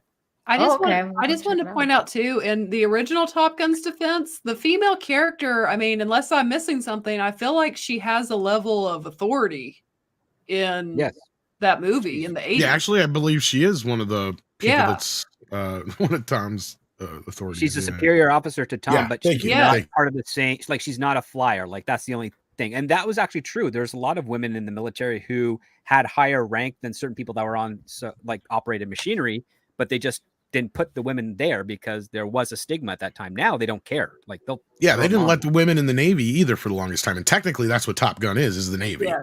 Yes. And then so let's get to some of these super chats, and then we can move to the next topic because I want to talk about a couple other things. So thank you everybody for sending on your super chats. Make sure you smash the like, share the stream, all that good stuff.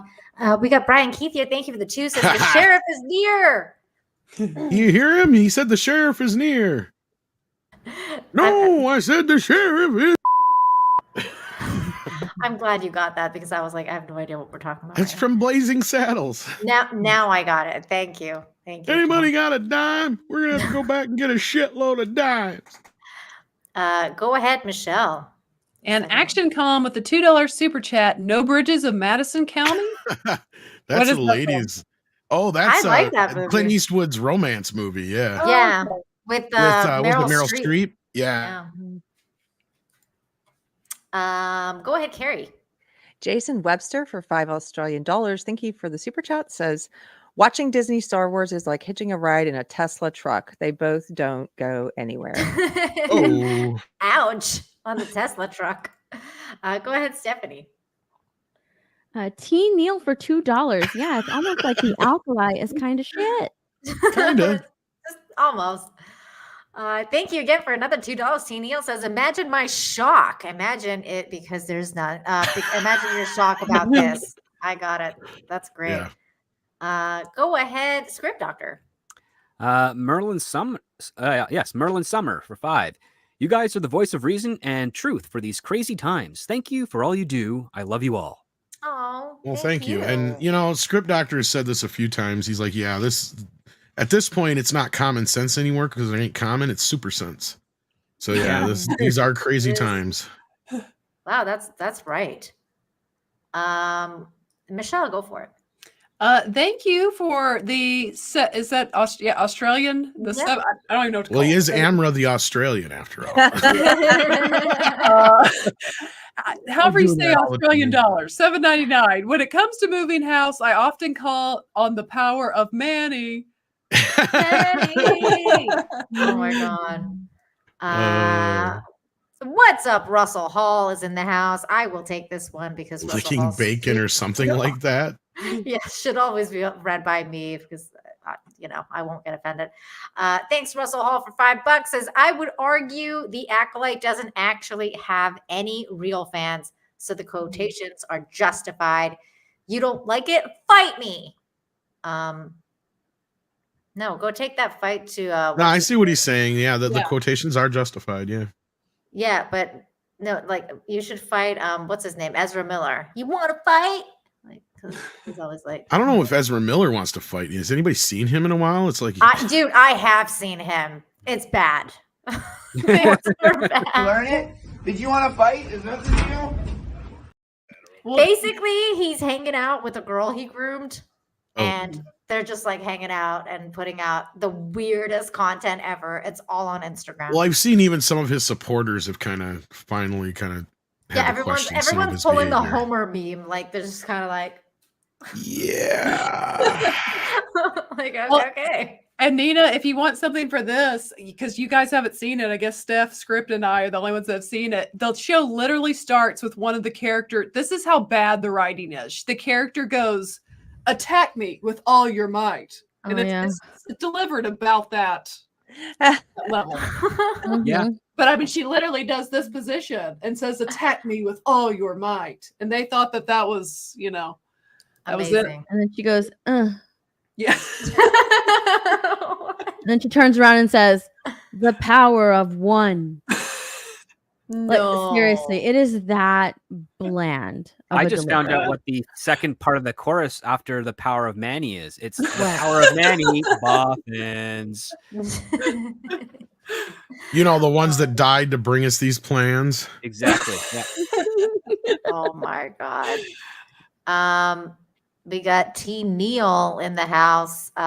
Nina, you're thinking of Eric Kane. Yes, that was the other Forbes article Eric Kane. author. Thanks, T Neil. Go ahead, Carrie. Reggie Reg for $5. Thanks for the super chat. Says, I'll never say anything bad about Jar Jar again. I will. Hell yeah. Jar Jar is no longer the worst thing about Star Wars. If the Acolyte did well, that Disney would release The Adventures of Jedi Master Cholesterol. He's got Jedi diabetes. Oh yes, because there's a fat Jedi now. Yes, Carrie. There is potty positive. Oh gosh, potty positive. Late. Body positivity Jedis in this show. Not just really. Really, 150 pounds overweight. He's a Jedi. I like that. Potty positive. The Force is really with him. It's expanding his waistline. I know somebody pull up a picture of that because I laughed my fucking ass off when I saw the body. I got it. positive. Master Jedi. I wonder if I can just Google fat Jedi. That's what I said. Yeah, Google fat Jedi. I bet it will come up. That is so freaking funny. Really, Jedi just makes me diabetes. appreciate Fat Star Wars Kid. Remember the old Fat Star Wars Kid meme? Yes. He's slimmer than this guy. It did. Indeed. So what do we got next here? Sorry, I got it. You're fine. Tennille says, "Oh yeah, you got this here." It did. Oh my God, there he is. It There's popped the right body up. It popped positive right Jedi. up. Tennille asks if anybody's made the Acolyte joke yet. Yes, many have. So you're. I cannot believe there's body Good positive company. Jedis, guys. Seriously. This is a Jedi? Yes, the it's a Jedi Jedi. Order needs to step He's up got their game. Jediabetes. No wonder they died out because they couldn't run away from the fucking Sith. What is going on with this? Like, what the hell? Absolutely ridiculous.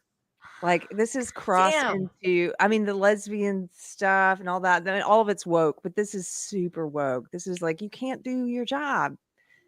It was funny when Family Guy was doing it as a parody, where Chris was the big Skywalker, and but this just doesn't work. No, it doesn't. It doesn't. This is so fucking I want to see him bad. fight. I know. He's gonna just Come on. sit on him. I want to see him fight. Maybe he's gonna transition into Jabba. Is that Well, what's when going he on? goes to the lunch table, he says the power of one, the power of two, and the power of many meals. Yeah. Like the buffet. Thank you. Go ahead, Stephanie. Jeremy Winfield for $2. My name is Legion, for we are many. Yes. Yes, familiar. Oh, yes. Demons, Oh, yes. my God. Wait, does Michelle, you need to go? Oh no, before we go to the next topic. Okay. Thank you. Okay, and enough of this dude on the screen. Okay. I couldn't look at him anymore. Thank you. Go ahead, script doctor. Oh, okay. So accidental seller for 25. The Acolyte, power of Juan, power of Stu, power of Fanny. And then again, accidental seller for 25. Two moons converging. The Acolyte are balls. Hashtag lock balls. My goodness. Oh, I think they're two ovums actually, because they're twins born without a man, two eggs, so to speak. Okay. Go ahead, Carrie. Mihan for 20. Thank you. Says, as a gay man, I feel ashamed over their behavior. Oh, I understand. Oh, is he talking about the guys on the previous panel? Yeah, that. Well, look, they're making gay guys look bad by picking that idiot to be the one to represent that point of view. Two idiots. Two idiots. On that panel.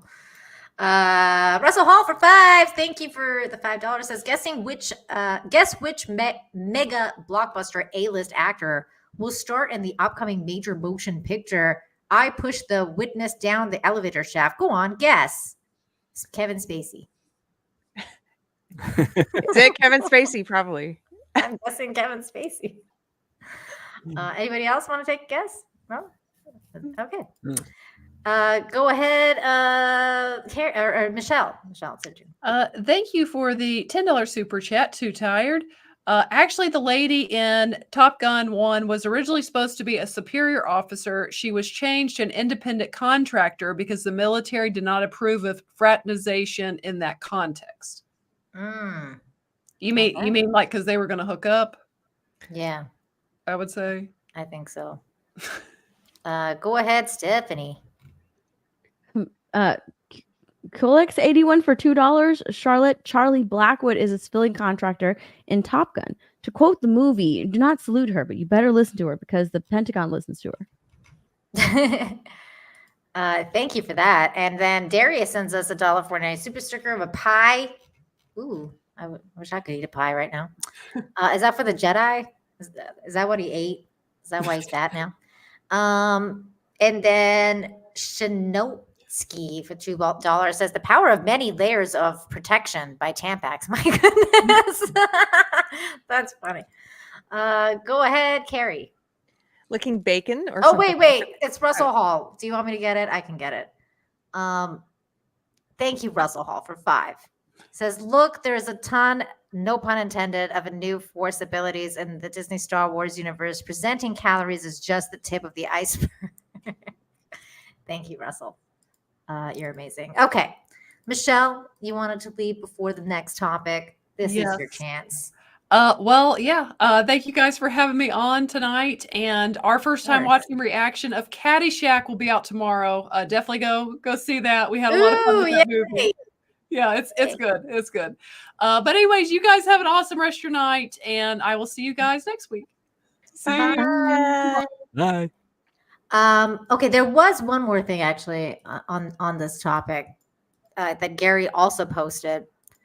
He called out Looper, which I thought was interesting. Says, "Hey Looper, why did you delete your post stating that yours truly and Critical Drinker are encouraging hatred and bigotry without reviews of a poorly written streaming show? The only one I see that's doing that are Lucasfilm." And then hashtag Acolyte. This is what It's kind of interesting because Forbes went after us, Looper went after them. Yeah. So this Kind is of what they said and orchestrated deleted. almost. Some audience members have issues with the show's diversity and LGBTQ plus themes, and those should be dismissed. However, viewers should genuinely examine the legitimate criticisms the Acolyte has received. Cultural critics like the Critical Drinker and Nerdrotic have dubbed the show lore-breaking for its recent revelations, but their commentary isn't productive. Rather, it encourages bigotry and hatred. Why? Why? I mean, they're literally talking about Star Wars lore and why, what the problem is with the show. And they're like, that's not a good criticism. This is the though. same exact thing that Forbes article was doing. Yeah, that's not a good article. I'm convinced now that Disney did this. They pushed for this shit. They're pissed at us right now. It seems like it. Featured over a show that's just getting started. As always, rage baits and review bombings distract from actual criticism. In particular, episode 3 has proven to be controversial. Everything that he's saying right here, Same point. The everything that he's saying have here issues. is like the same thing that Paul Tassi was saying in that article. Yeah. Like, it is just the show's just getting started. Why are they spewing so much hate at it? Also, So and that they're is a pretending press like release the to them. go ahead. I'm sorry. Critical. No, it's basically they got a press release to a bunch of various independent freelancers to then write articles and sell them to various outlets. And these are the talking points because Stephanie pointed out exactly. It's just getting started. Guess what? 3 episodes. Yeah, kind of just getting started, but it also is kind of cementing how your show is. For any of you that don't know how TV works, even though you have like a pilot director like David Nutter who establishes the tone of the show, the crew and everybody that understands how the show works doesn't come into like episode 3 to 6 in the actual season. That's when the show finds its legs essentially, and even with the writers to a degree. But this is a contained show, which means that everything is shot at once. There's no audience feedback to give it its legs. So whatever you see within the first episode, that quality is going to be maintained to the end of that episode because there's no feedback that they're getting to make it better as they keep on with production. So yes, you cannot argue that it's just getting started. It's like, no, this is the establishment. You're never going to see anything better than this at this point because this is all they have. They're in an isolated box. Yes. Yeah. What I find really interesting though is that they deleted this. I think that's the funniest part is that they deleted this and he's calling them out. He's like, "Why'd you delete it?" I think that Because I think they haven't heard it. realized it's borderline libel. Yeah. It's Oh, absolutely. That's interesting. That's interesting. Because they're making some I thought pretty it was weird coming from the Looper account. Yeah. I That was is like, weird. They make like, top 10 videos and stuff. Like I was Well, like Yeah, like they you do guys were just saying, they say the same thing in the Forbes articles about us, right? So I'm pretty sure this is Disney putting this thing out there. That they're using the same exact points, but I think Looper got cold feet. 'Cause I think Yeah. somebody in legal probably said,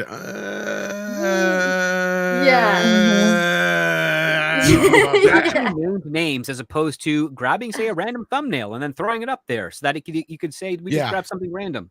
So yeah, Forbes, at least the way they did their article, script is right. They could make that argument.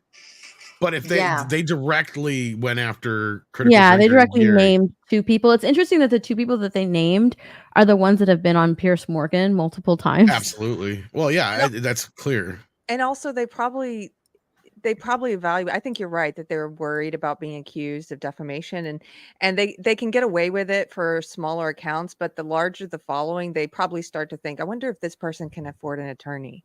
Maybe I should take it down. Some great memes coming about though.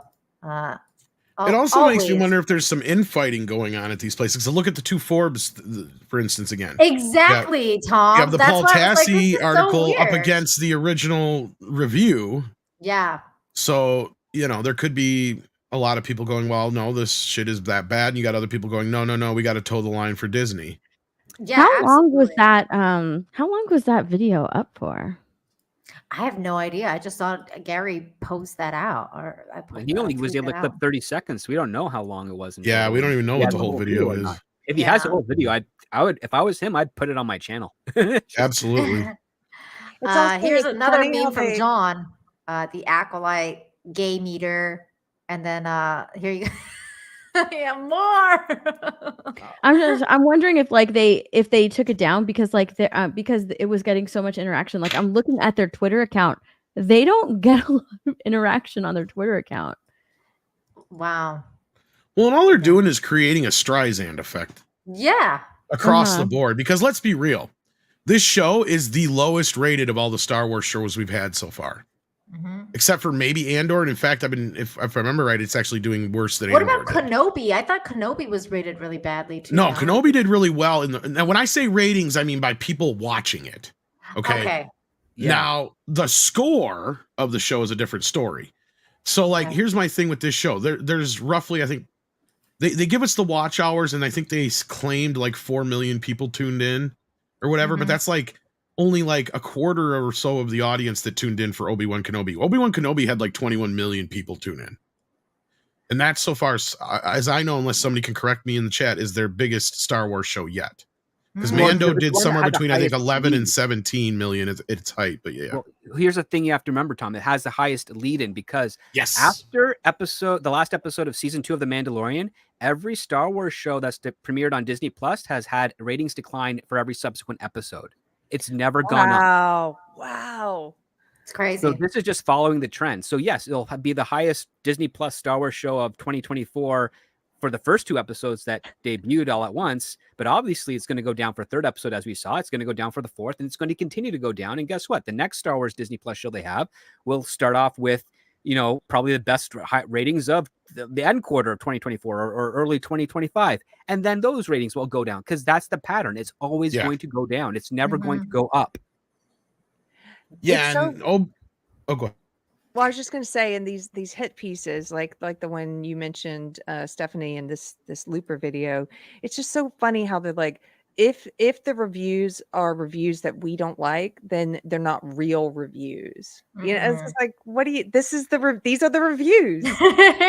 They're not real, though. No, they're fake. He also mentioned that review the bombing. Acolyte has gotten the most reviewed show. And he compares it to Ahsoka and Kenobi and Andor. He compares it to all of those, and he's like, those are completed shows, and these are how many reviews are on there. This show just got started, and these are how many negative reviews that it's gotten. And I think okay, but those 2 shows were also, I mean, they weren't divisive, but the audience was divided. Some people hated it and some people loved it, right? So the negative reviews are going to be, less than the positive or whatever, right? But more people don't like this, so the negative reviews are going to be more. Exactly. Yeah, going with It's what the I same was amount of saying people earlier. probably, or even less, watching the show. It's just that just a numbers game. The people that liked these previous shows don't like this one, so they're going to review it. That's what I was saying earlier too. Exactly. Yeah, like when you were saying stuff yes, there is a amount of people that were holding out hope that this show lost, but not only that, that was the point I was getting to, is this is, the moment that all these people that were still pro Disney Star Wars and or okay with some of this woke stuff finally checked out and said, no, enough's enough. Yeah. And that's why I was comparing it to Velma and stuff like that. Yeah. Yeah, Tom. I mean, everybody, seriously, that's the kind of consensus that I've been seeing. People are like, I'm done. This is a lot. This is the Last Jedi moment for a lot of people. Speaking of which, Justin Proper is here for $2. He says, "Hey guys, just woke up from a coma. What's been up?" Wow, it's been a minute since I've seen you, Justin. It's that Justin Proper kid. It is that Justin Proper kid. Everybody's gay now, Justin. So you must love it since you're so gay yourself. Much love to you. Everybody's homo. Everybody's homo. Welcome to the chat, though, Justin. Good to see you, man. Okay, let's talk about a couple more things here that was on the docket, which is namely Inside Out 2 had a big weekend. Had a big box office opening. I believe Stephanie's the only one that's seen it on this panel. But I want to preface this by saying that Krista, who works with Stephanie and Geeks and Gamers, Krista Nova, she really liked the movie, and she was one of the first people who I saw saying, I went and saw it. It was amazing. It basically kind of stuck with the theme of the first one. It was a good sequel. It didn't have any messaging. It was woke. And then right after I spoke with her about it, this dropped, which is box office says Inside Out 2 delivers historic $155 million US opening and $295 million globally, and huge Pixar comeback. Now, Stephanie, I believe, didn't like it all that much. Is that correct, Steph? Please take it away and let us know what you thought about it. That's kind of a hedged opening. Sorry. I mean, it was okay. I mean, it wasn't great. It wasn't, oh my gosh, it was so great. It's amazing. It was okay.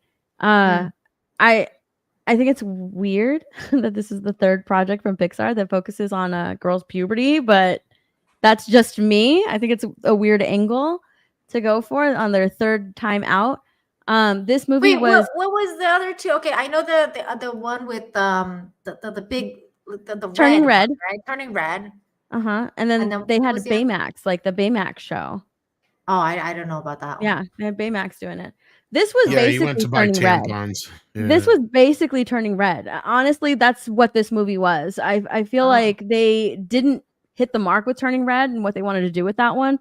So that's what Inside Out is. Literally, I actually watched Turning Red because the more I thought about Inside Out 2, and I started thinking about Turning Red, and so I actually rewatched Turning Red. There are two scenes in Turning Red and in Inside Out 2. You can put side by side. They're the exact same scenes. The only difference between the two is that Turning Red, it's all coming from, whatever story they're trying to tell. It's coming from the girl's perspective, right? It's more of the girls. Whereas it's almost the same story as opposed, it's not the same story because this one has like, an ancient panda or whatever, but it's still the same thing. It's basically, a tie into like her puberty, right? Her coming in, basically the character coming into her own. This is more what's the word I'm looking for? Palpable because it's coming from these cute, adorable little characters that you already fell in love with in the first Inside Out. So that's the point of view that this movie is coming from. But I mean, it was okay. It was a safe movie. I think that everybody's just like, no, it's not woke. It's not woke. I think that just the fact that it's another movie coming, about a girl's puberty, it makes it really weird to me. But that's just my opinion. A lot of people don't have that opinion. I think it's safe. I think it's the joy and anxiety show, because a lot of the other characters sort of take a back seat, whereas in the first movie, the all of the emotions sort of play their own roles and parts.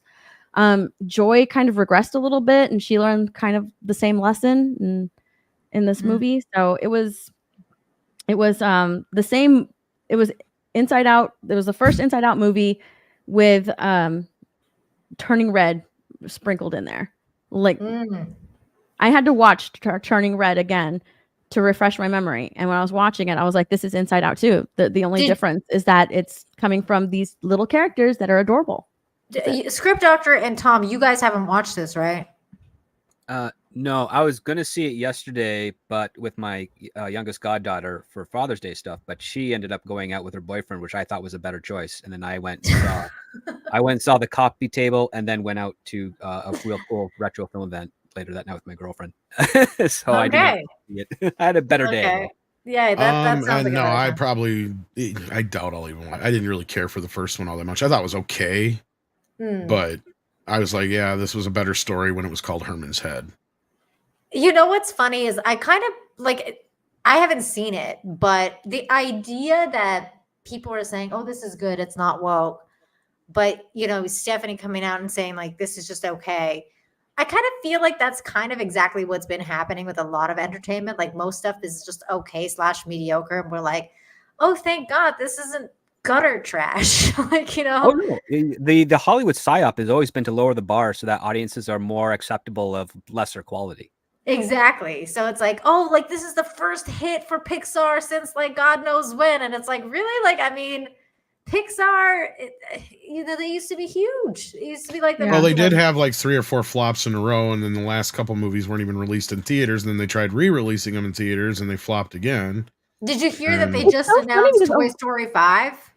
Yeah, they're still working on that. I mean, that's bullshit. Like, What were you saying, Steph?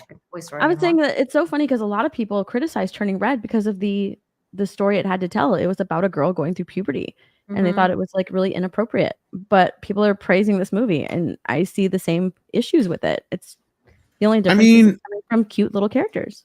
I haven't seen it, so I can't speak to that. But I know like Pro and Jonas, I was listening to their reviews, and I guess they didn't pick up on that stuff as much. But again, you're women, so you might pick up on things that they didn't. But they still gave it mediocre at best reviews. Like even Pros, I was kind of surprised he gave it a 7 out of 10 at the end of his review. I'm like, that does not sound like a 7 out of 10 review. It sounds like a 6 or That's 5 out of 10. 7 out of 10 review. sounds really generous. Yeah. And I mean, I even said like, Bad Boys is like more classic entertainment right now. And I'd still only give that like an 8 out of 10.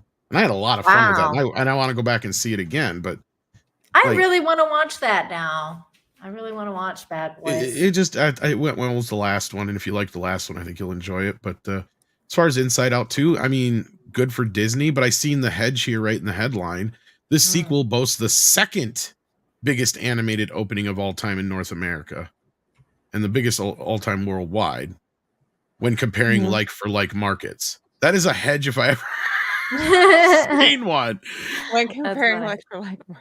Which is going to be funny when Despicable Me 4 comes out in what, 2 weeks, and Oh does, my like, god, that is gonna kill this. demolish movie, I this? think. Yeah. Yeah, I think so. Because usually it does like anything Despicable Me. Well, the and last anything Minions movie Minions. did what, like Yeah. 1,000,005, and then I think the last Despicable Me movie did pretty well too. So yeah, I would imagine this one's going to do well. So I mean, I'm anything looking Minions. forward to the Minions. I love those movies. Literally everybody loves Minions. I understand why they make so much. they're money. safe family fun, and that's Yeah. what Disney used to be, right? They used to be, yeah, Mhm. past tense. So there you Yeah. go. But I think ultimately though, the box office reflects what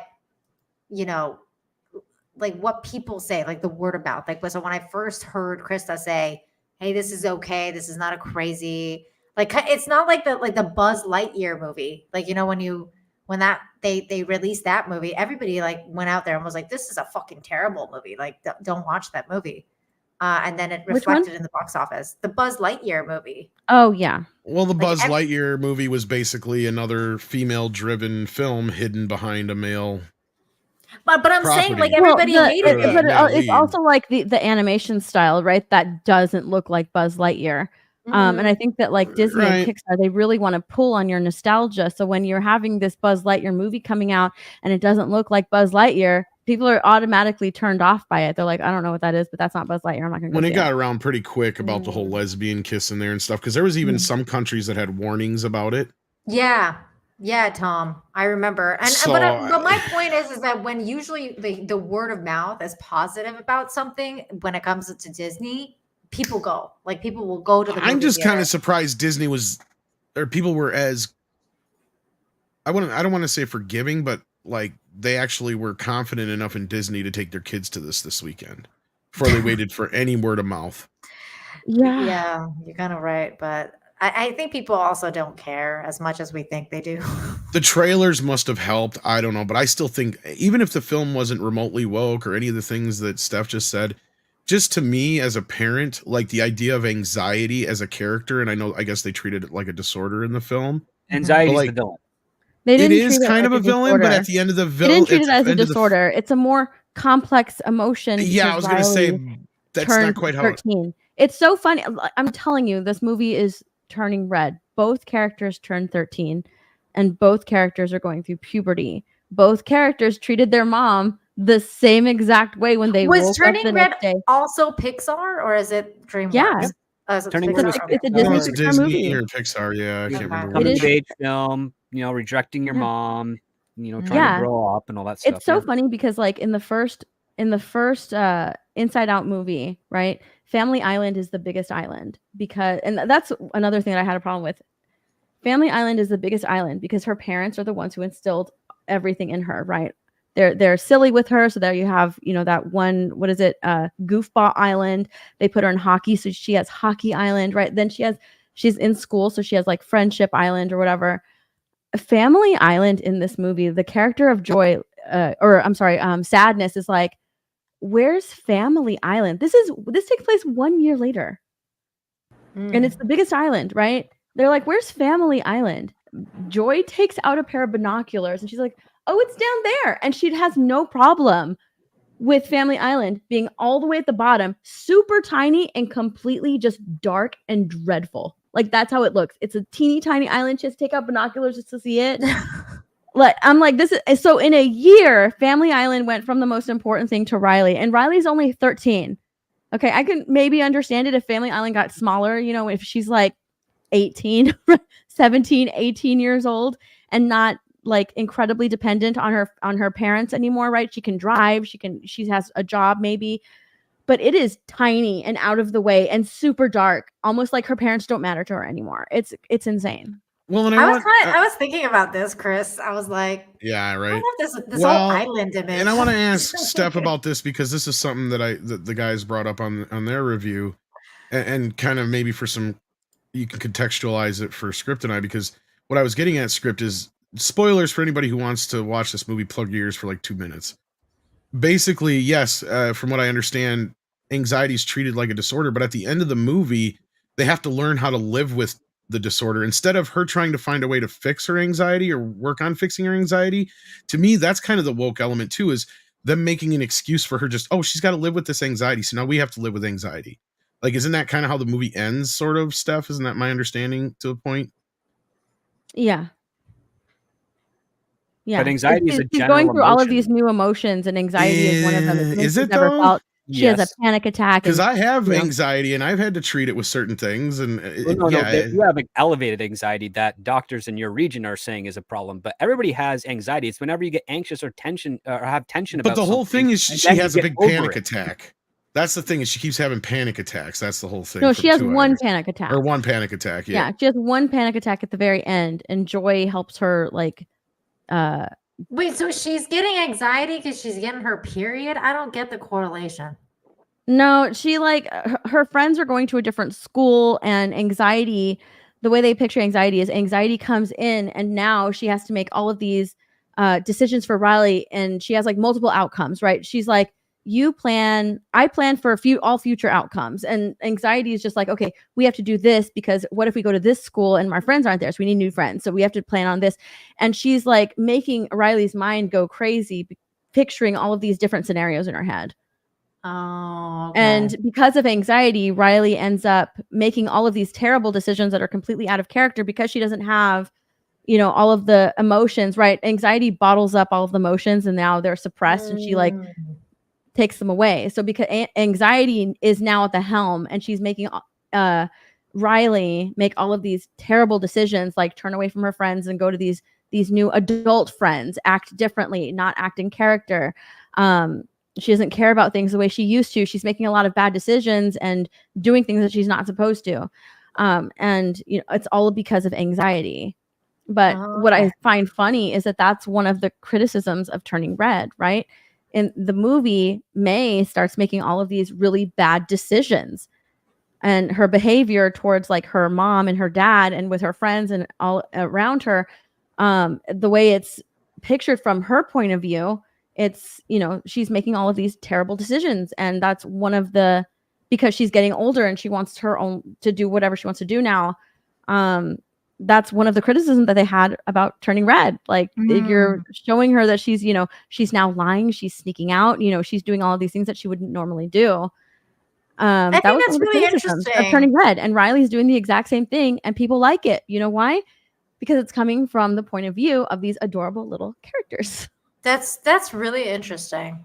I don't. I'm gonna have to see it to like really have an opinion about it. But I think that's a really interesting perspective. So thank you for sharing that with us, Stephanie. Real quick, I wanted to get this super chat before Justin leaves. If he leaves the thing, Tom, can you please read this? And he asks, let's have Tom do this in the best Kelly Clarkson impression. So Please give us your best Kelly Clarkson, Tom. Hi, Justin Proper. Living my life outside of Star Wars because it's the same BS. We've been here before. Glad to know nothing has changed since you've been gone. I can't believe Tom knew that song. Since you've been gone. Yeah. Thank you. Thank you, Justin Proper. And thank you. I want to punch Star Wars in the face since you've been gone. Thank you, Kelly Clarkson. We need some George Lucas up in this place. Ooh, that's good. That was good. That rhymed. I like that. Thank you, Justin, for the super chat. And then we got Dearest here. Can you go ahead, Carrie? Thank you. Dearest for $5. Thank you. Says you leave Jedi Knight Rotund alone. Jedi Knight Rotund. I like that too. That's good. That's funny. Go ahead, Stephanie. Jeremy Winfield for $2. Who is Lesbian Headlamp's favorite Jedi? Kit Fisto. Oh, jeez. Oh my. Russell Hall is here for $2. Says Inside Out sounds like it's about uterine Prolapse. prolapse. Oh, wow. Yikes. Thank you for that, Russell Hall. Go ahead, Script Doctor. Wasn't Turning Red that woke ripoff of the werewolf movie Ginger Snaps? No, that would have been more interesting. Turning Red does really harken back to like early 2000s era because that's what it takes place in. And I was I watched it. I got vivid flashbacks of the girls I went to high school with that acted that way. My two younger goddaughters made fun of us as thinking that that's how we all acted, 20 years ago, which we did not. But yeah, it's a very inverted story because the mother is the character that has to grow, and the daughter is the one that's trying to teach her, and she wants her independence because she feels like she's being smothered. And as in a rebellious way to try and resist that smothering, she makes all these terrible decisions while at the same time trying to deal with the fact that she turns into a panda when she gets angry or scared or something. It's very weird. Very, very weird. That is weird. Mr. Tickle Trunk for a toonie says Script. How was the coffee table? Hype justified? It's a movie that you want to talk about, but you can't talk about it because it spoils what's amazing about the movie. It's done very tastefully.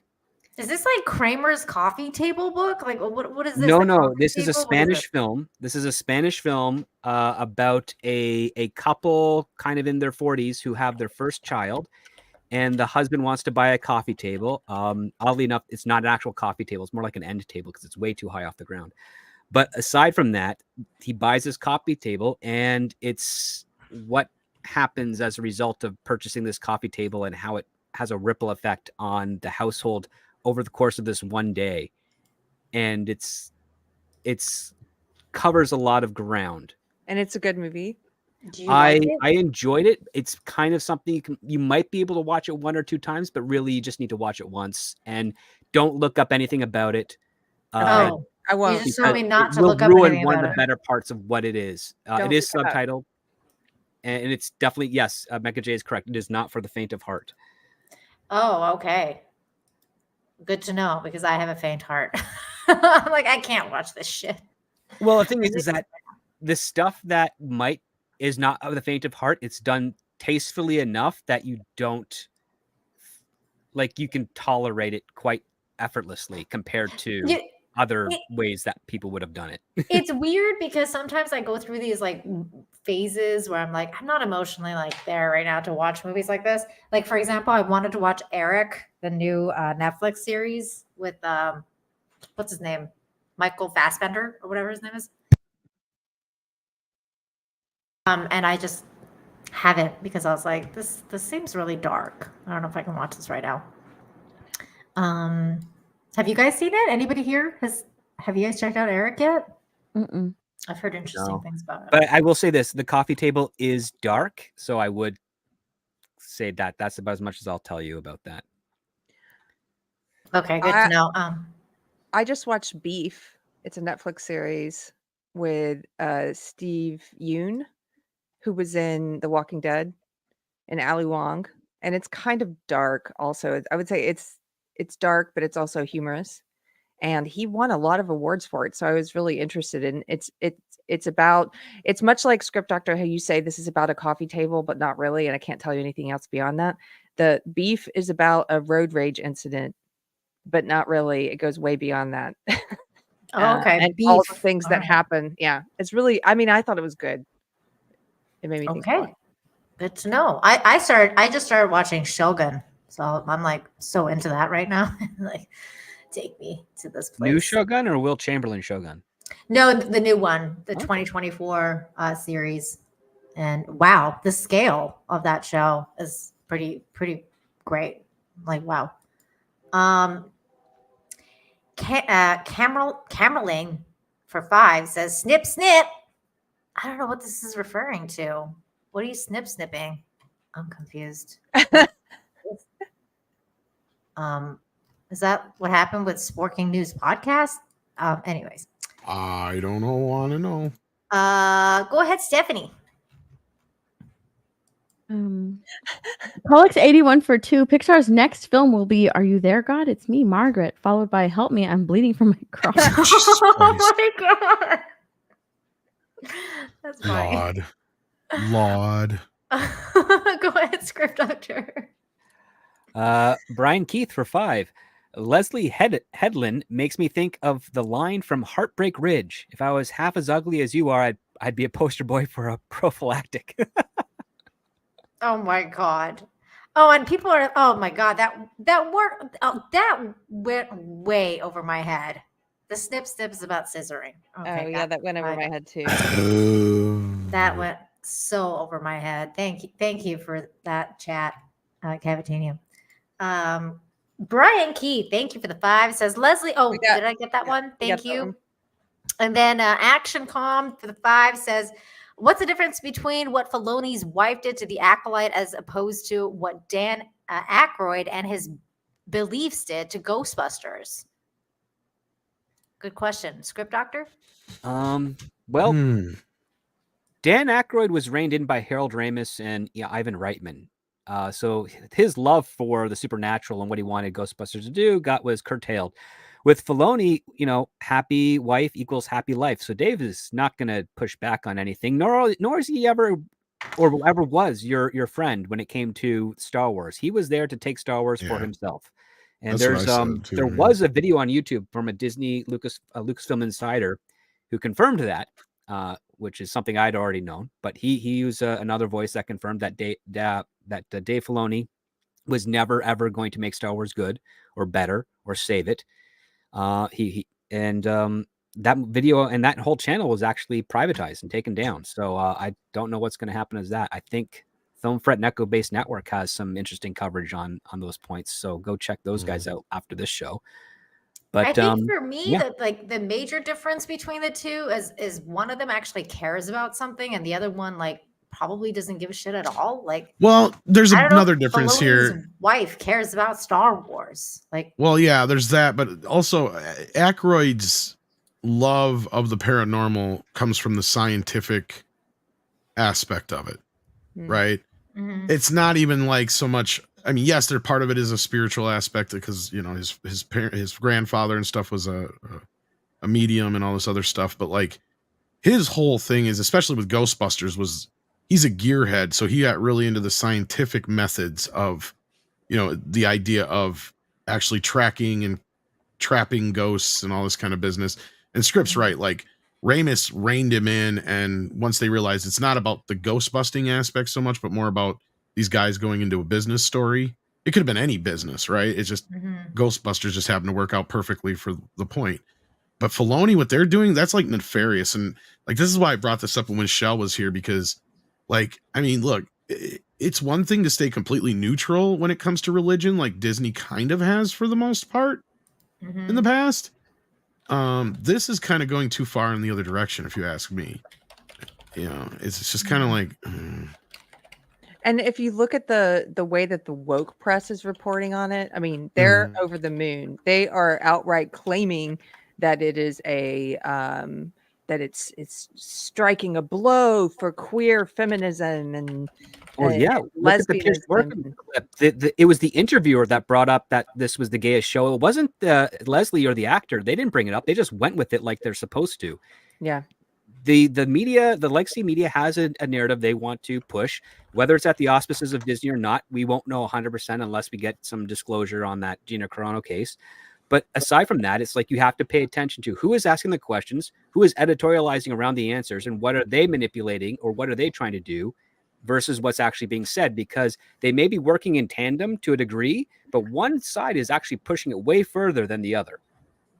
And that's what you have to kind of pay attention to, because those are the ones you kind of want to target that say, okay, yeah, you're taking an idea or an agenda from Disney and you're gearing it towards this fan base, but you're also doing it at the expense of the existing fan base. And you're also the ones that are actually fueling the fire to call these names, essentially giving the permission from some of the people at the studio side, the ability to also say those same names as well. And like, that's wrong, because that's also hurting everybody. Yeah. It occurs to me that if you look at like queer theory and stuff as a whole, like their stated goals are to destroy all social norms, all traditions, anything we consider normal. They write this in queer theory. They say, including the family, because they view it as oppressive. Any norm, anything that's considered to be normal is oppressive.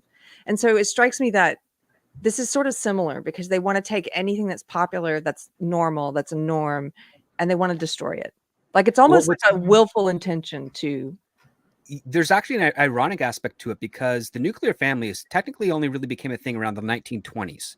And prior to that, you had more than 2.4 kids. And when people were promoting, hey, have less kids, 2.4, there was a huge pushback from people that had big families, especially in the Latin community.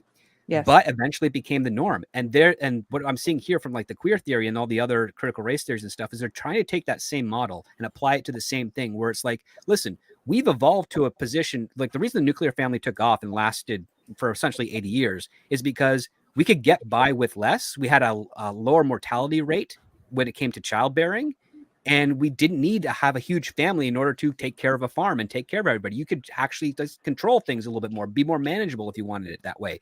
But the thing that the nuclear family advertised that wasn't necessarily is not being done with the queer theory is that the choice was still yours. If you wanted to have a big family, nobody would balk at it. Yeah.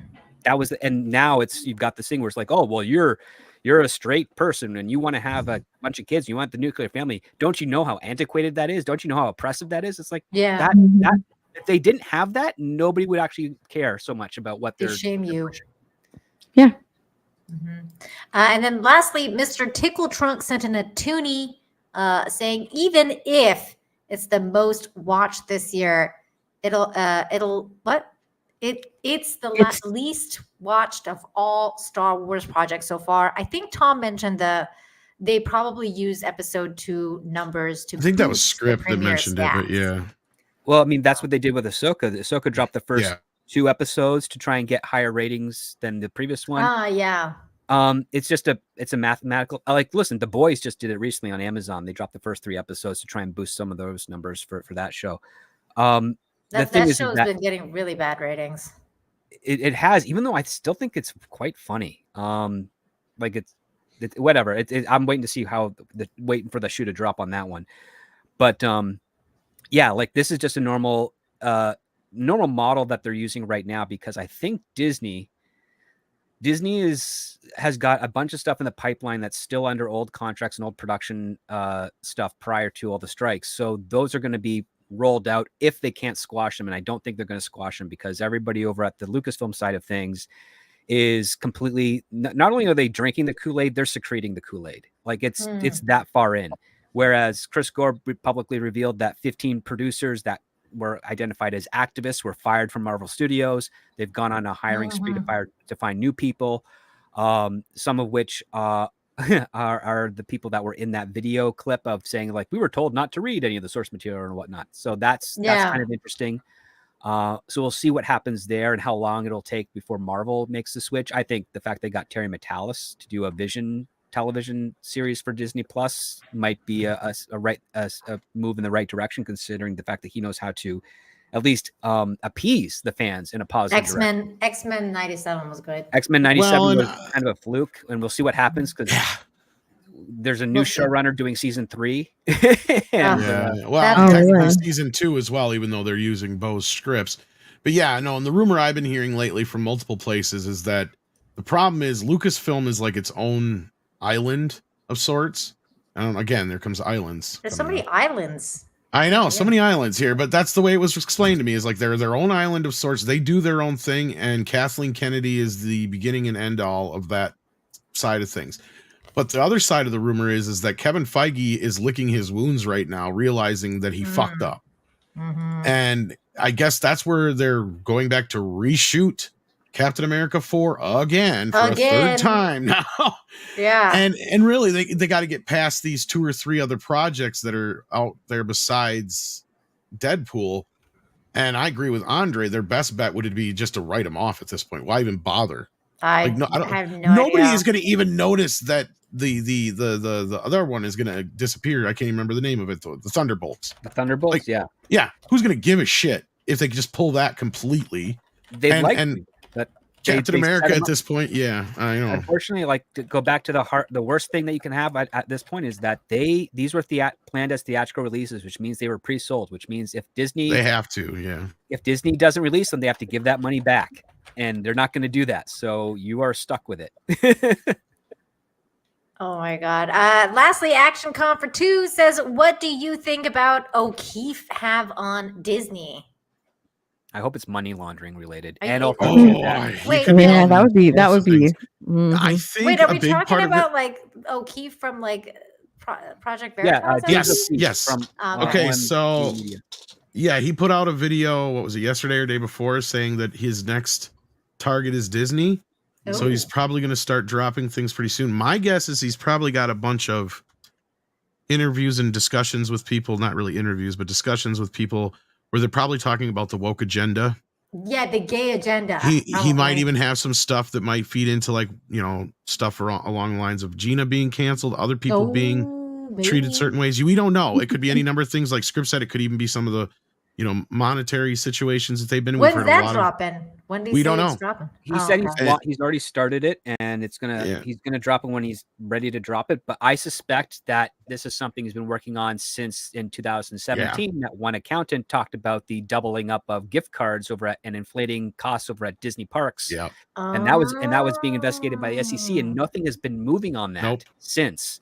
And there's a ripple effect from that. Abuse of customers and abuse of the books all the way up to all the stuff we're currently happening right now, because I will remind people, Disney will never change so long as Bob Iger is at the top, because companies only change when a regime is changed, and it's always going to be the same. So any rumors you hear about someone, Kathleen Kennedy being fired, or Bob Iger makes another speech about how we're going to put quality of story over quantity. He's been saying that for the last 7 years. Yeah, that's just bullshit. It's not going to change. It's never going to change so long as that is going to be a very fascinating discussion. According to ActionCom, it's ladies. going to start dripping out on the 20th, I guess. Yeah. So, He just said June 20th. So that is going to be really interesting. Maybe we may have to do a Rumble exclusive next week, depending on how spicy this shit is. Thursday. It's Thursday is Yeah. June 20th. So Oh.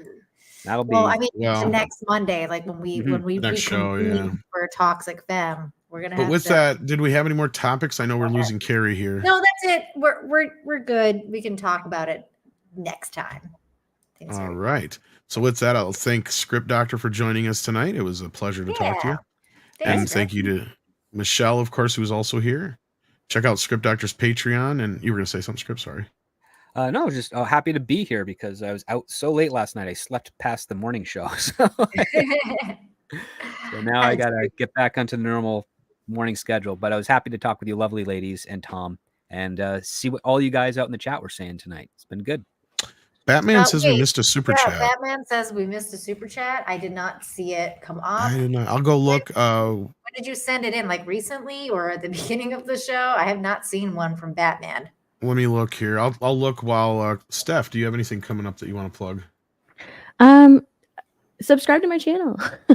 I do streams almost every single day, both on YouTube, Kick, and Twitch.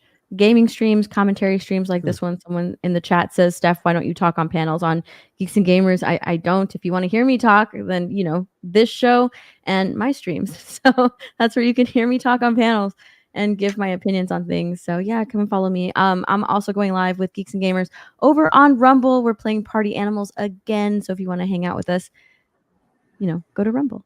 I'll be hosting on Rumble. I don't know how we missed it, but this is it's a $5 super chat from him. I'm trying to find it in the actual chat. Yeah. Thank you, Batman. Says the show just starting would be a good excuse if it was just a traditional 20 to 22 episodes, but it has 8. We're a quarter of the way through, a third of the way through. Yeah, he's referring to that article, the Forbes article, bitching about, well, they haven't even seen the whole show yet, and it's already this low rating and blah, blah, blah, blah, blah. Yeah, makes sense. I mean, yeah, because if it was originally the 20 to 22 episodes or 24 episodes, that was how things used to be done. And that would make sense. We're almost at the halfway point and it's running. Yeah. And guess what? We're not going to be seeing those 22 episode seasons for at least 2 more years because it's going to take that long for the studios to get back in there because the contract makes it cheaper than these straight to streaming series. And then Justin Proper, did we get this one? I don't think we did. No. Go ahead. It just came in. So I met someone that's so overwhelmingly hot, it's not even funny. Any advice on going from talking to dating? Whatever that means. Spin them around. I saw an advice on YouTube where you just grab their hand, say, hi, how you doing? And then you spin them around like a pirouette. And that's supposed to do it, apparently. Well, you ladies were talking about that in the Femmes chat.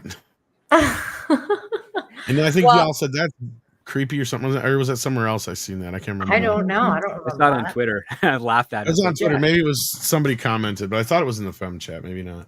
Any advice on talking to dating, whatever that means? Well, once you start dating them, if the first 3 or 4 dates go bad, don't just remember it's just getting started. Give it time. If you would take any advice from, I'm sorry, I was trying to relate it back to our previous topic. We're only 4 episodes in. Who cares if they're all bad? I was asking for genuine advice. He's like, please, I need genuine advice. I have no idea. No, I think don't know. Script Doctor was being I given don't genuine date. advice. Weren't you? Weren't you giving genuine Yeah, advice? sure. Yeah. You just take his hand and spin him around and be like, wow, you look great. I would say buy him flowers because you go from talking to actual I'm actually interested in you, let's date kind of thing. When you get somebody flowers or candy or whatever, a box of chocolates and yes, you wanna get them make food it that'll more worry about their romantic. priceline. I mean, if you want to go from talking to dating, I feel like I don't know, vulnerability is a really big thing. Yeah. Because you always put your best self forward, He's like, I'm So talking just- about a woman. I'm not I'm gay. talking about a woman, not a dude. Yeah, just vulnerability. Don't hide yourself. Talk to them all the time. Don't go with this whole oh my gosh, it's been an hour. Should I text them back? Should I? What do I do? Yeah, What stop I mean? playing Just talk games. to them. I know Yeah. that if you're from a girl's perspective, if a guy wants to talk to you, or if you want to talk to a guy, it's the same thing. We want to talk to each other, so just talk to them. Talk to them a lot, right? Because that's what you want. Also, you should be confident. The most attractive thing about a person, I think, is confidence, and that's And not humor. but that's not ego. That's not ego. That's really important. Yeah. Ego Yeah, is not don't confidence. confuse it with arrogance. That's the other part. Yes. Confidence is not arrogance. Confidence is just being secure, knowing who you are, and being comfortable in your opinions, and not being afraid to say what you think about things, and just being self-assured. It doesn't mean you have a giant, outsized ego or arrogance, like Script Doctor said. Yeah. At the end of the day, Justin, you're gonna have to put yourself out there. So if you want to go from being friends to actually dating someone, you're just gonna have to be straight up. I want to date you. You're fucking hot. I like what you're saying. I like the cut of your jib. I don't know. Whatever you just want say to nice chest or something. I don't know. Or you could just, whatever your favorite restaurant is that you would normally be embarrassed to take on a first date, take her to that first so that she can see that you're genuine. Yeah. There you go. Yeah. Take her to the Cracker Barrel. Take her to Hooters. I would go to the Barrel. That's cute. What? Go Just to like a I said, drive-in. just talk to them. Just spend time with them. It doesn't really matter where you go. Unless Go to she's a like one of those drive-in 'cause you people that can are like, make "Ew, out." I don't want to go here," you know. Unless she's one of those types of girls, I mean, I don't know. That's a red flag. But just spend time with them. Just spend time with her. That's it. Justin likes the Cracker Barrel idea. I think Yeah, drive-in. take her to the Cracker Barrel and then try and bend her over it. Oh my god. Wow, Swift Doctor, my God. I've never seen this actually side do of that. you. That's I like a third know. date thing. I know sometimes he says things and I'm like, my goodness, he's really spicy. That was very spicy. That wasn't even me.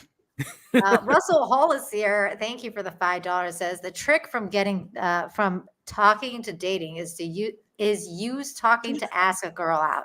If that doesn't work, take a picture of your junk. and send it Don't do the last thing. Don't do that. Don't do Don't do the last that. thing. Do not listen to Russell Hall. I can tell you right then, no. Don't No do that. response. All to right. that. Well, since I'm probably the elderly statesman here, I guess the only thing I would say is yes, the confidence thing and plan it out.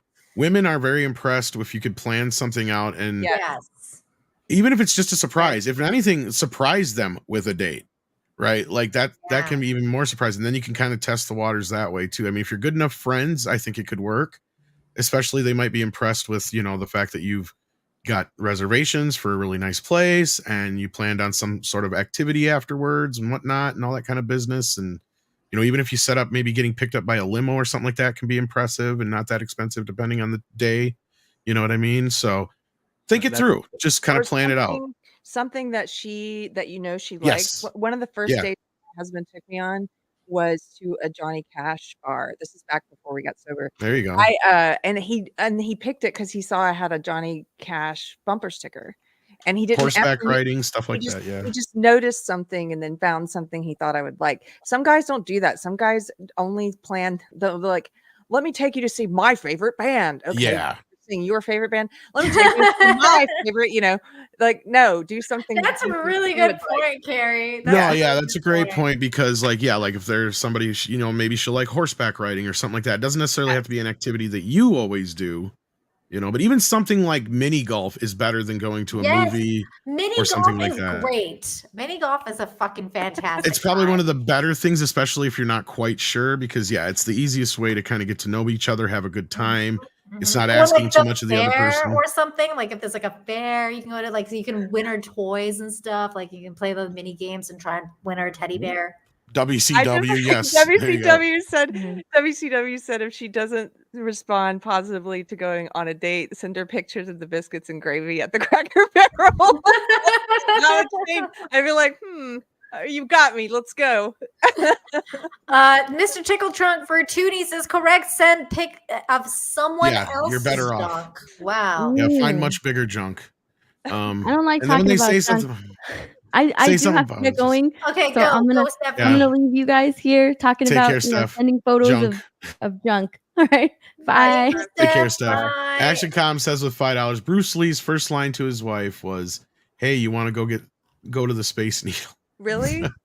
I might have been. I don't remember. I don't Actually, she was one of his students, so I'm not sure. I'd have to go look into that. Wow. But yeah. But yes, and I think we are all caught up then on the super chats. So, and I know most of us have to get going. So with that, who's left here? Steph. Her Steph left. So check out her stuff. We got through that. Michelle, check out her stuff. Okay, I just want to make sure we got everybody who left. And then we got Carrie left. So what do you got coming up, Carrie? Because you got shows all the time. Check out my stuff.